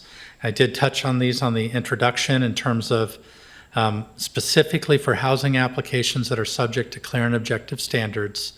Those are a type 1 administrative review, no public hearing, notice to property owners within 100 feet, and written comments can be provided during that 14-day period prior to the initial decision by staff.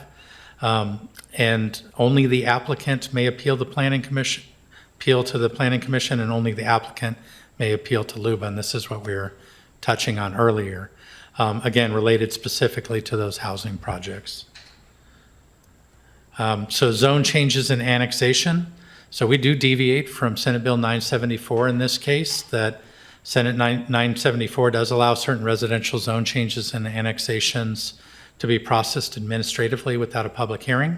However, we reviewed state law that has yet to be modified as part of 974, that it states that legislative actions, including a zoning action, would have to be adopted by ordinance.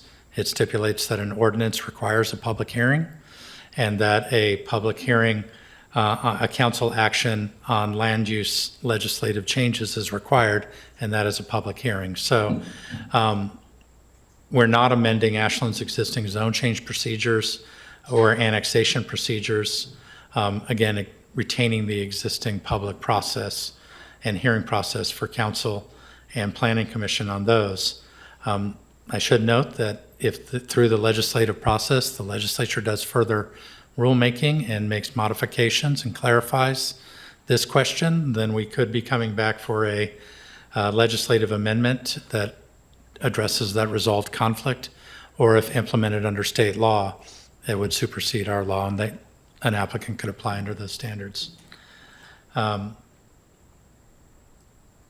I thought I had provided a recommended change. I think maybe I did modify this on a separate computer prior to coming forward. Essentially, I can read it into the record for consideration. On the single room occupancy standard, let me open up the code reference. If you look at section 12 of the ordinance 3307, I'm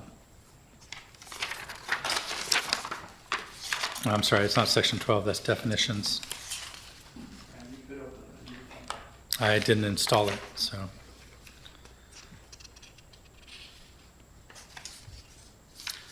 So it's under section 3 that the section 18.2.5, 100 single room occupancies, section B1, essentially it establishes how single room occupancies are permitted.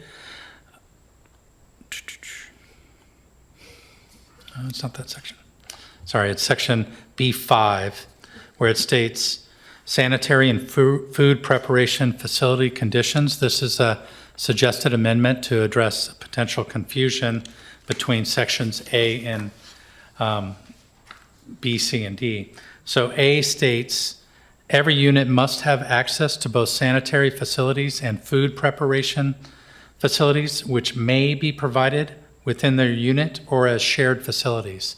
Taken alone, that could indicate that a unit could have both a kitchen and a bathroom. And so the request would be to amend it to, after the comma following facilities, to conclude the sentence with, every unit must have access to both sanitary facilities and food preparation facilities, period. Striking, which may be provided within the unit or as shared facilities. Largely because it is covered under B that stipulates an SRO unit may include private sanitary facilities or private food preparation facilities, but not both. And also D, which stipulates a unit containing both private sanitary facilities and private food preparation facilities is a dwelling unit, not an SRO unit. Such unit does not count towards the minimum number of SRO units and is subject to the density and development standards otherwise applicable to dwelling units in the zone. So again, with that singular half-sentence strikeout, I think it clarifies the confusion that the word may was introducing. And with that, I do have the staff recommended motion that the Planning Commission recommended the City Council approve proposed draft ordinance 3307, provide the title to it as presented in the staff report. And this is a public hearing. I'm not seeing an audience behind us, but if anybody was here to speak, I could step aside and take questions. Okay. We do have one member of the audience. Would you like to speak? Okay. Then. So I'm available for questions. Yeah, questions for Brandon. Chair, I have questions. Oh, sure. Go ahead. Thank you.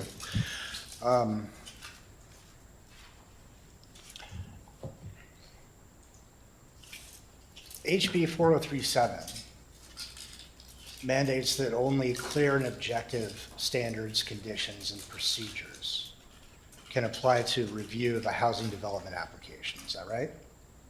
Yes. Okay. That makes it a limited land use decision under ORS 197. Is that basically accurate? Yes. Okay. And that new law also limits the availability of notice and appeal applications, right? Or notice and appeal on such applications. But does it say who makes a decision on a housing application to approve or deny? It says that it shall be, I believe it states that it shall be, the initial decision shall be made. It doesn't necessarily say planning commission, but a hearing can't be held. A hearing can't be held. Correct. Right. So we're simpatico on that, right? But it doesn't say whether it's staff or commission, does it?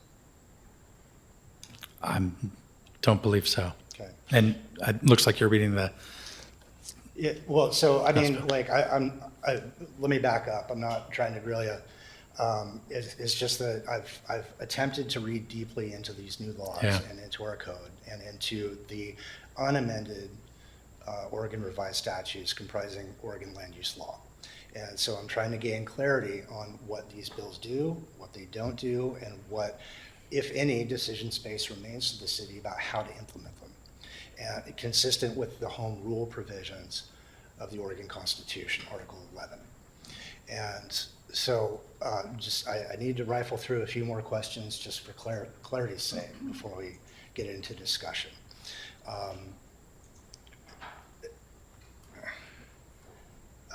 Does SB 947, wait, no, sorry, we covered that one. Do any of the new housing laws change the chapter of the Oregon Revised Statutes 227 that authorize this commission and that, establish procedures for its decision making? No, those procedures for when the planning commission has a hearing before it would still be subject to 227 Right. rules and requirements. Right, and there is authority in 227, right, for a commission to make a decision on a land use application without a public hearing, right? I'm not familiar with that having been done, so. Okay, well, that's ORS 227, 175, subsection 10. Okay. Okay.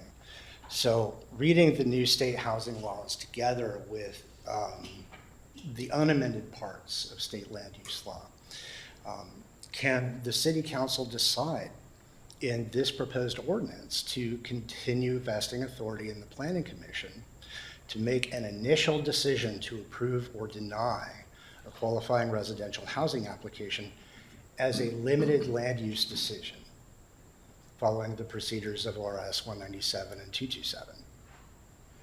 I will have to defer to legal counsel and whether upon review you can make such a recommendation to the city council, and if they wanted to investigate that further, that would take further legal research to ensure.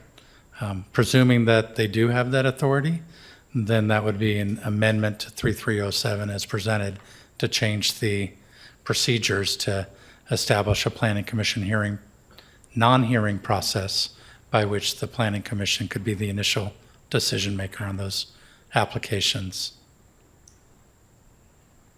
Anything to add? Yeah,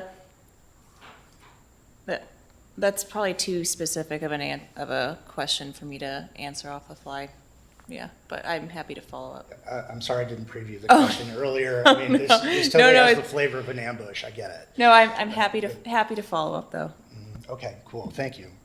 So just last, has any other Oregon city enacted an ordinance like this, vesting in administrative staff the sole authority to make an initial decision on a residential housing application? Or have other cities taken another approach? I'm going to look to Derek if you're aware. I'm not aware of, cities are all scrambling to enact 974, 4307, and 2138. And as such, we are seeing applications come in saying that they are currently under state law requiring an initial decision from staff exclusive of a hearing process because they're not required to have one. And that was implemented in effect by the state legislature on July 1 of 2026. So essentially that staff decision-making process is already vested for applications that are coming in.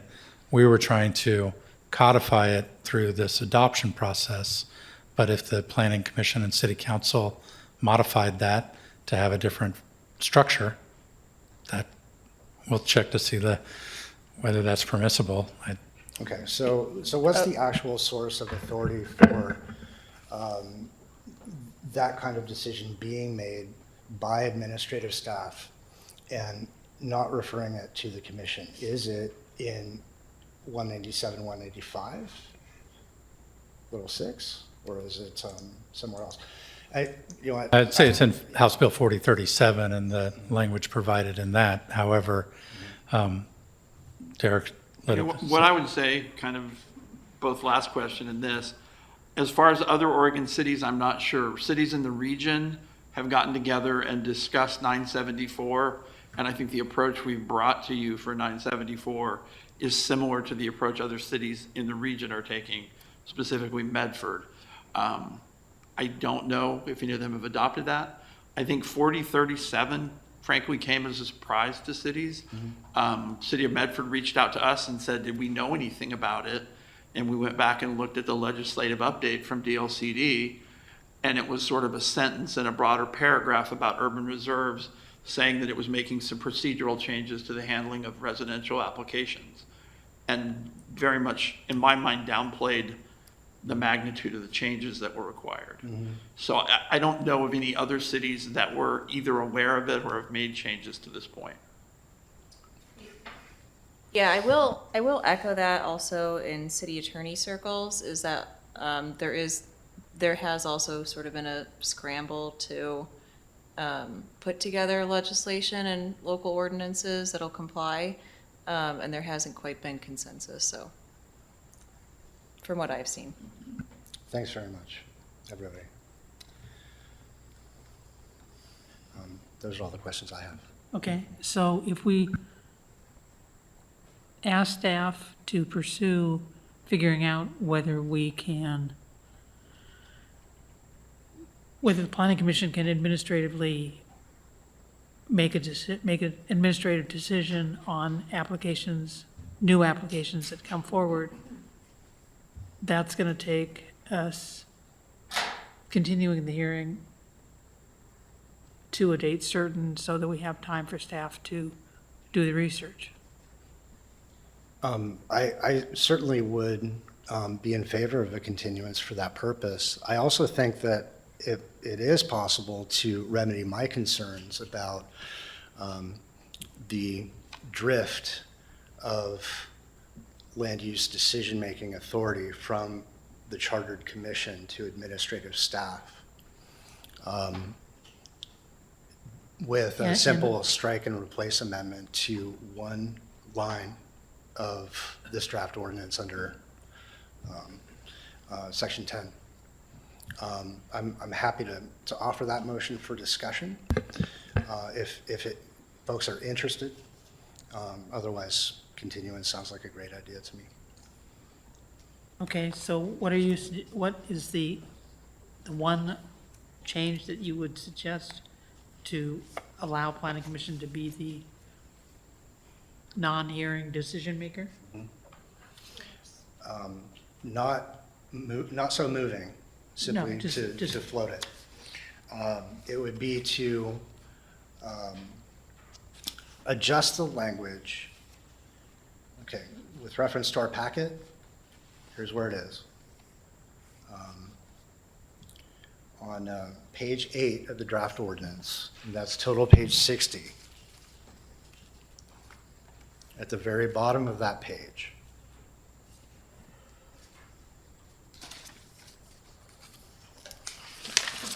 This is under the heading, Chapter 18.5.1.050 C1. I'm sorry, you said total page 60, Yes, I have total page 60. 10 of 11? Eight of 11. Page 8 of 11.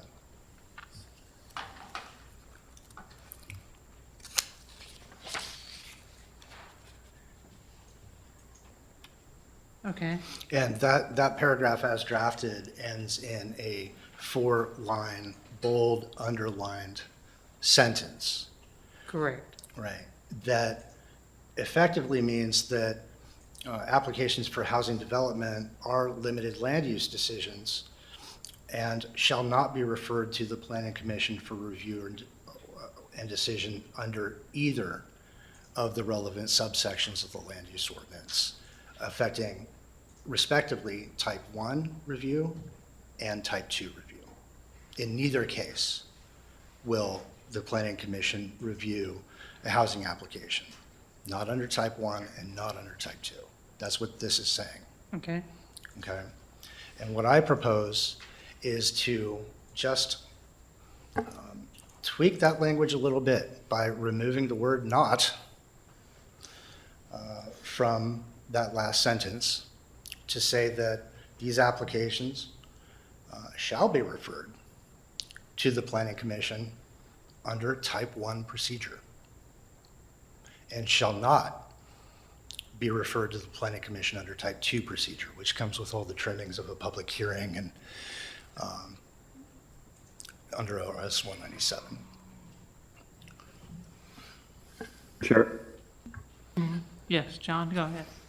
can I just offer a comment? Sure. So this is, I think, the second or third round that we've looked at this state legislation. And I appreciate the due diligence that my fellow commissioner has paid to this. But I think it's important to recognize that this constraint on the use of type 3 hearings was precisely one of the driving principles behind some of this legislation. And so to take that out is to sort of, I would argue, undermine the core rationale for this in the first place. The goal is to move applications quicker and to rely on the deep expertise of our staff, and enable them to lend as much value as possible, maximize value in housing production. So that's my point of view. Okay, thank you. So are you not concerned that, well, so I'm coming at it from goal 1, which is public engagement. So I think the planning commission,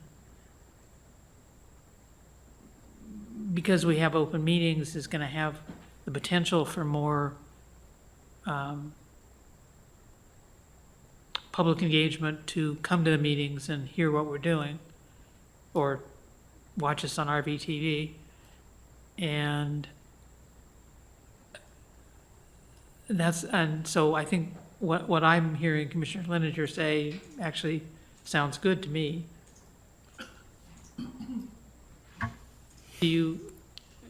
But obviously you don't think so. So, Well, I'm not sure there's an objectively correct answer. I'm just saying that the spirit of this legislation that came out of Salem is precisely to accelerate the approval of housing. And so one of the ways you do that is by limiting the number of type 2 and type 3 hearings and relying more on staff and administrative decision-making in order to speed approvals. That's all I'm saying. yeah, and so I'm understanding the legislation to take away type 2 and type 3 hearings for housing. And what I'm understanding Commissioner Leninger to be saying is he's got a way for the Planning Commission to review and approve housing applications that are now type 1. Is that true? Yeah, I mean, I'm really grateful that our land use code gets us to a type 1 procedure on all of the qualifying applications, that the code is there to catch this state mandate in an orderly way. However, our existing type 1 procedure allows staff advisor referral of such matters to the Planning Commission, and the section of ORS that's revised by these laws leave undisturbed the local government prerogative to establish approval procedure. And for the record, I'm talking about Chapter 197A, Section 400, subsection 4C. And I hear you, John, about the purpose of the legislation and not wanting to undermine that.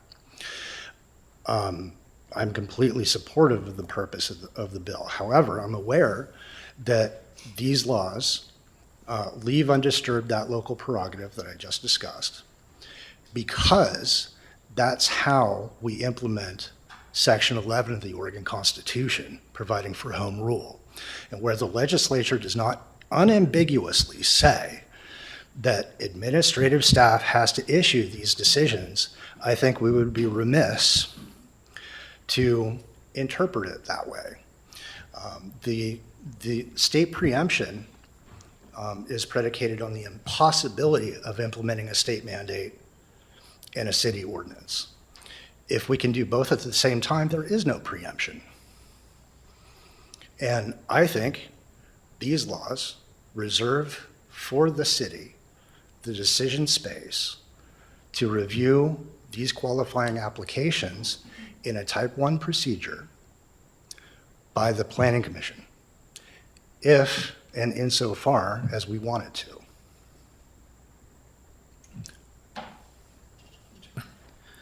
Brandon? Yeah, I do want to note that the section that you're referring to amending has to do with the type 1 applications, which I know you're aware, that the vast majority of type 1 applications are currently staff administratively approved. On the rare exception, staff will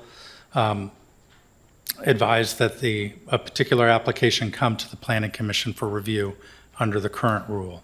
The section that you are looking at amending was stipulating that that could no longer be done for housing applications that are subject to clear and objective standards, conditions, and procedures.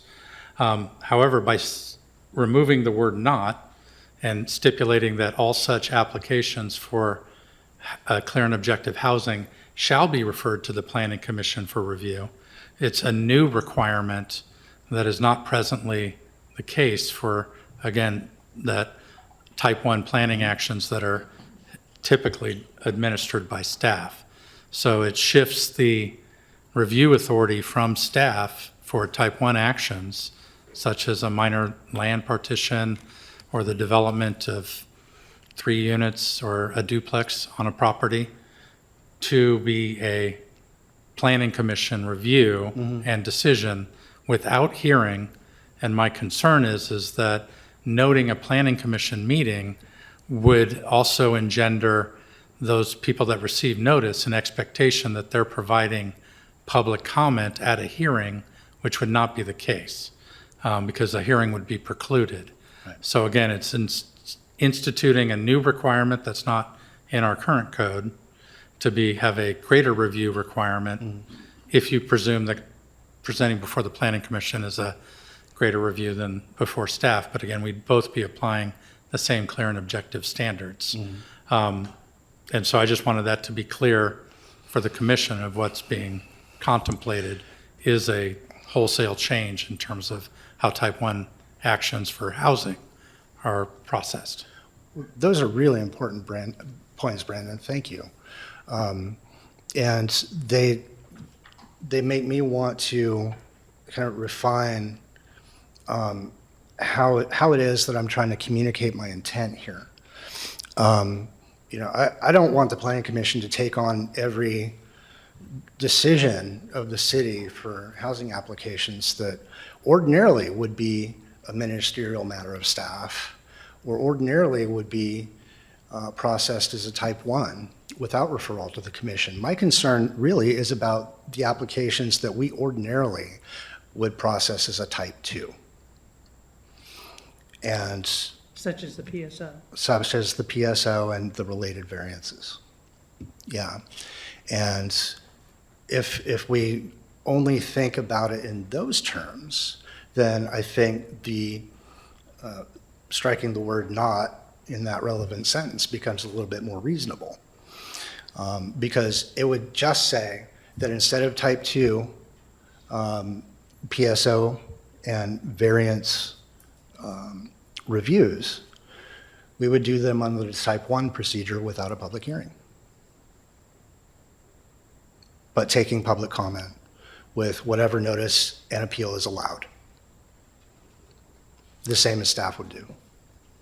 Okay, so while we're thinking of that, we also need to be cognizant of 9:30 is approaching, and that's our witching hour. So we can have a motion to continue this meeting for half an hour? Yes, I did want to note that this is scheduled for the council on August 18th. So any kind of recommendation from this body that's going before council should be provided this evening. A continuance would essentially be forwarding a recommendation to council that the Planning Commission had not completed the review, and therefore we would present that to the council as your recommendation. And can I just add one further thought to this idea that I'm floating and have not yet proposed a motion for, which is, and it's an important point, which is that the type 1 review proceeding that I'm proposing for the Planning Commission would be according to the procedures of a limited land use decision under state law. That's Chapter 197, Section 195, and the relevant section of Planning Commission decision-making under ORS 227. Those are kind of important qualifications, but that enables this kind of type 1 review to meet the requirements of these new housing laws and of Oregon land use law read together while preserving the home rule authority of the city of Ashland to make land use development decisions within its own community.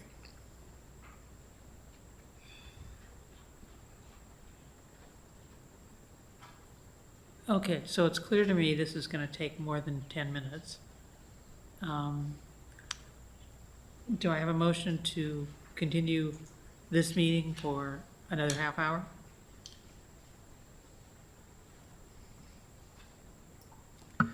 Thanks, Chair Werner. I move to extend the meeting 30 minutes to 9:30 PM. 10.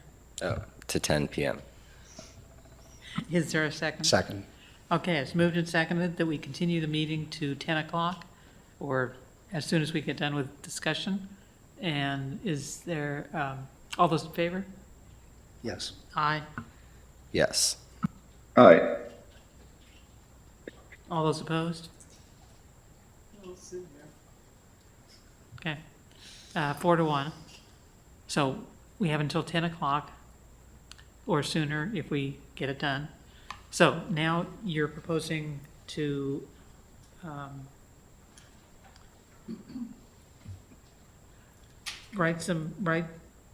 amend this language so that the new type 1 decisions, i.e. PSO and variances, would go to Planning Commission for non-hearing review. Absent, sorry, Go, absent an appeal. Isn't that correct? Absent an appeal? yeah, Yeah. and they would, I guess they'd also come to us with an appeal. But we could structure it, however we want with respect to appeal. I don't really care who hears it, whether it's the planning commission under a de novo public hearing with evidence and testimony, or whether that's done by the council. I personally don't care. What I want is for the planning commission to make those initial decisions. Can I get a couple questions in before we get to discussion? Sure. Is So that- let me close the public hearing. Well, before we get to discussion though of staff, before the public hearing's closed. Okay. Okay, thank you, Go Chair ahead. Werner. Brandon, if I may,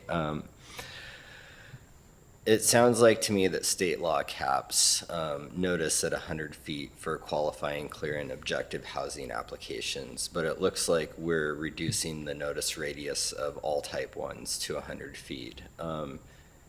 Is it possible to preserve the 200-foot notice where state law still allows? It is possible. So this, I probably should have highlighted as a local decision change that the Planning Commission can consider in the City Council. Staff are recommending the shift to 100-foot notice as a universal standard in order to ensure that our review of applications does not inadvertently reduce notice to. If something could have a 200-foot notice, we cannot notice 200 feet for a housing application. And we didn't want to have a disparate standard for non-housing related projects. But again, it is something that we could incorporate. Yeah. I think in my opinion, I would like notice to go to 200 feet where it's still allowed. I think, people want to have feedback and know what's going on around them. And so I would like to look at that. My second question here, since we're moving quick, at the May 26th study session, we talked about this PSO outline final plan threshold. And it was my memory that we'd settled on 12 lots rather than 20 because 12 lots was in alignment with the cottage standards. And I believe somehow we've lost that in translation to tonight where we're back at 20. And so I wanted to bring that point up as Yeah, I well. believe that might have been a review consideration also before City Council, but we can look back. If this committee wants to recommend a 12-level threshold as part of tonight's, we could forward that as part of your recommendation for council's consideration. Fantastic. Thank you very much.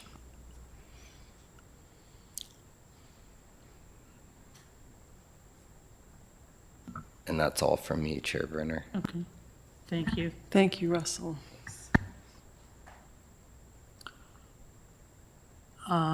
Okay, so, Chair?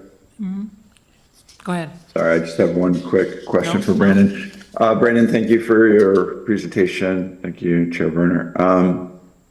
So you and your team have been working diligently on interpreting the state code to incorporate into our land use code. So what are the repercussions of not following, to the best of our ability, the direction of these state laws?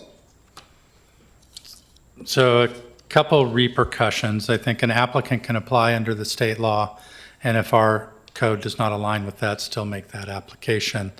A repercussion, if we apply law that is inconsistent with the state, an applicant could appeal that decision to the Land Use Board of Appeals or to Circuit Court, I presume. Other repercussions would essentially be that the ordinance, when we present this in its final format to the Department of Land Conservation and Development, they will review it for consistency with state law.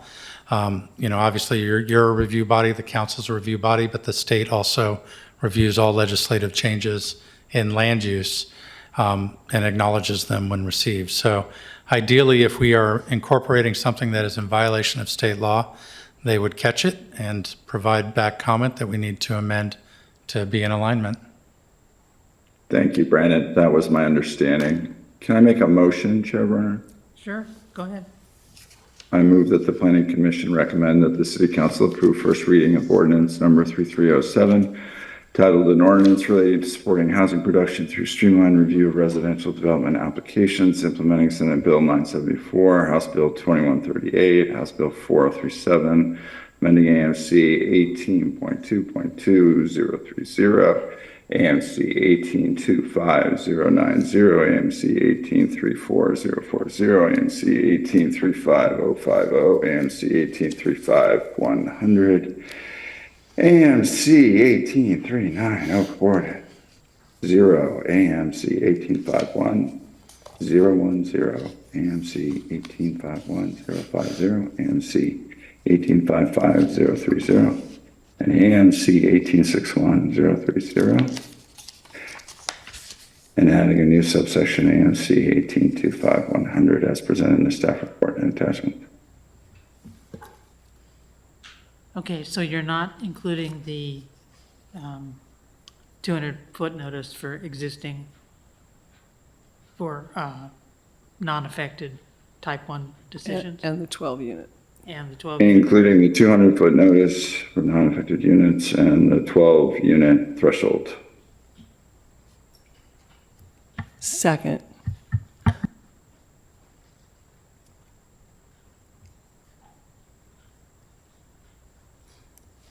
Okay, we have a second, we have a motion and a second. Is this time for discussion on the motion? This is absolutely the time for May I discussion. interject here? Sure. Chair Brenner? Thank Go you for very it. much. Commissioner Mayor, just to ask, is this incorporating any of the stuff that was brought up earlier about processing type 1 applications that used to be type 2 through the Planning Commission? This is just for clarification because I was having a hard time with hearing the motion. Yeah, thank you. Sorry, I apologize if it was a little muddled or rushed. So given Brandon's commentary on the implications of deviating from state law, I'm recommending that we pursue the suggested motion with limited modifications, which have already been discussed, to the best of our ability in adhering with the spirit and language of what the state has intended for municipalities. That's my recommendation. Thank you, Commissioner Mayor. Okay, so I'm not clear. Do you want to include Commissioner Leninger's proposed keep the Planning Commission involved in type 1 decisions, or? I structure the motion to be as conservative as possible, given the specific response received from the head of planning. I guess that's a no. Yeah, that's a no. Okay. Okay, so is everybody clear about what the motion is? Chair, may I please offer an amendment to the motion? Sure. Thank you. I move to amend the pending motion with regard to AMC 18.5.1.050 C1 decision as follows. By first striking the word "not" from the last sentence of that section. Second, by adding a period after the phrase "this subsection." So that's the end of the sentence. And third, by striking the phrase "or subsection 18.5.1.050 C2. I further move to add that the end of the same subsection on decision include the following sentence: an application for development of housing that is subject to a clear and objective standards, conditions, and procedures pursuant to ORS 197A, Section 400, subsection 1, shall not be referred to the Planning Commission for review and decision under subsection 18.5.1.050 C2. End of amendment. Okay, I didn't quite get all that, but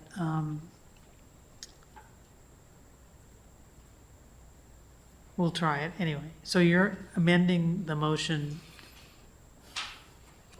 to reframe the motion to say Planning Commission is able to hear type 1 decisions that are not public hearings for PSOs and variances. Yeah, it would ensure that the Planning Commission could initially decide a qualifying application using the limited land use decision procedures of Oregon land use law, specifically ORS 197.195 and ORS 227.175, subsection 10. It recognizes the ambiguity regarding the decision approval procedure in state law. I have a different interpretation than my colleague about what the legislature intended, because the legislature left in place all of that Oregon law that I've discussed tonight. And I think the intent of the legislature is to allow a city to reserve to itself whatever decision space is not specifically preempted by unambiguous commands of the legislation. And this is a way that we can keep the Planning Commission in business. Okay, is there a second to the motion? I'll second for the sake of discussion. Okay, it's been moved and seconded for the amendment, and the amendment takes precedent, so we'll vote on the amendment first. Is everybody clear what we're voting on? Okay, Michael, I think, real quick, we have were you going to say something, Carrie? At this point, I don't even know how to question it, really. I mean, so I was, and then I'm like, no. Thank you. Yes. Okay, so we're going to take a vote on the amendment first. Michael, will you call the roll?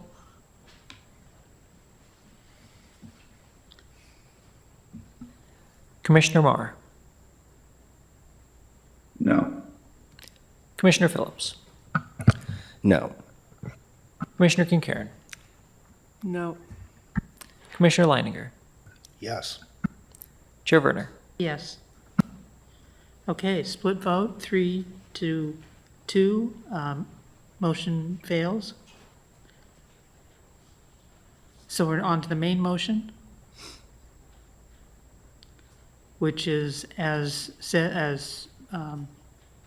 presented in our staff report on page 9 of 9, total number 47, with the addition of the 200-foot additional notice requirements for applications that are not covered by these changes, and for the 12-unit limit to PSOs. Everybody clear? Okay. Michael, will you call the roll?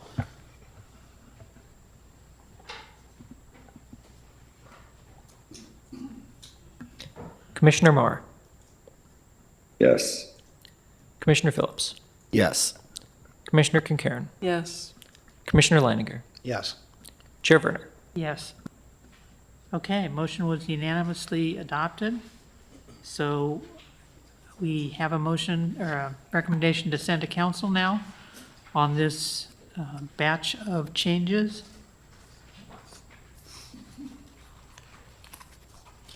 Thank you all for your hard work tonight. And we're now on to open discussion. Is there any, go ahead. I would just like to, I mean, I'm really appreciative of your deep dive. And I appreciate the intent.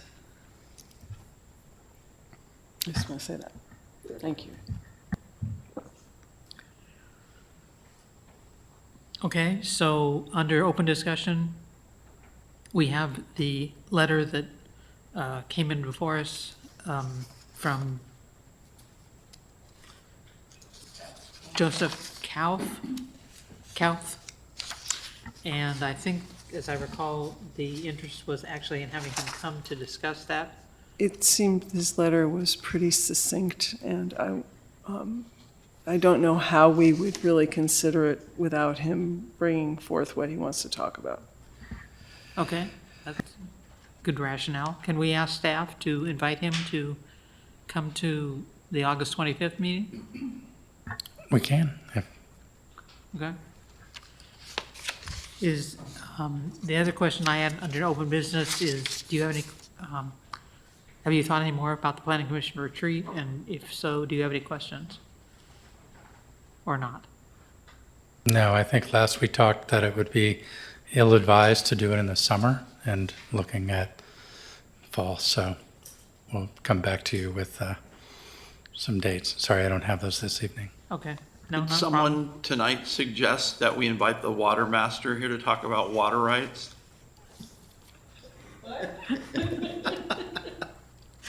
You want one of us to invite? I'm sorry, I thought I heard that. No. Okay. Maybe not. Okay. Is there a motion to adjourn? 20 minutes early. I move to adjourn. Second. Moved and seconded. All those in favor of adjourning? Yes. Aye. All right. Thank you, John, very much for continuing to participate. Thanks for having me.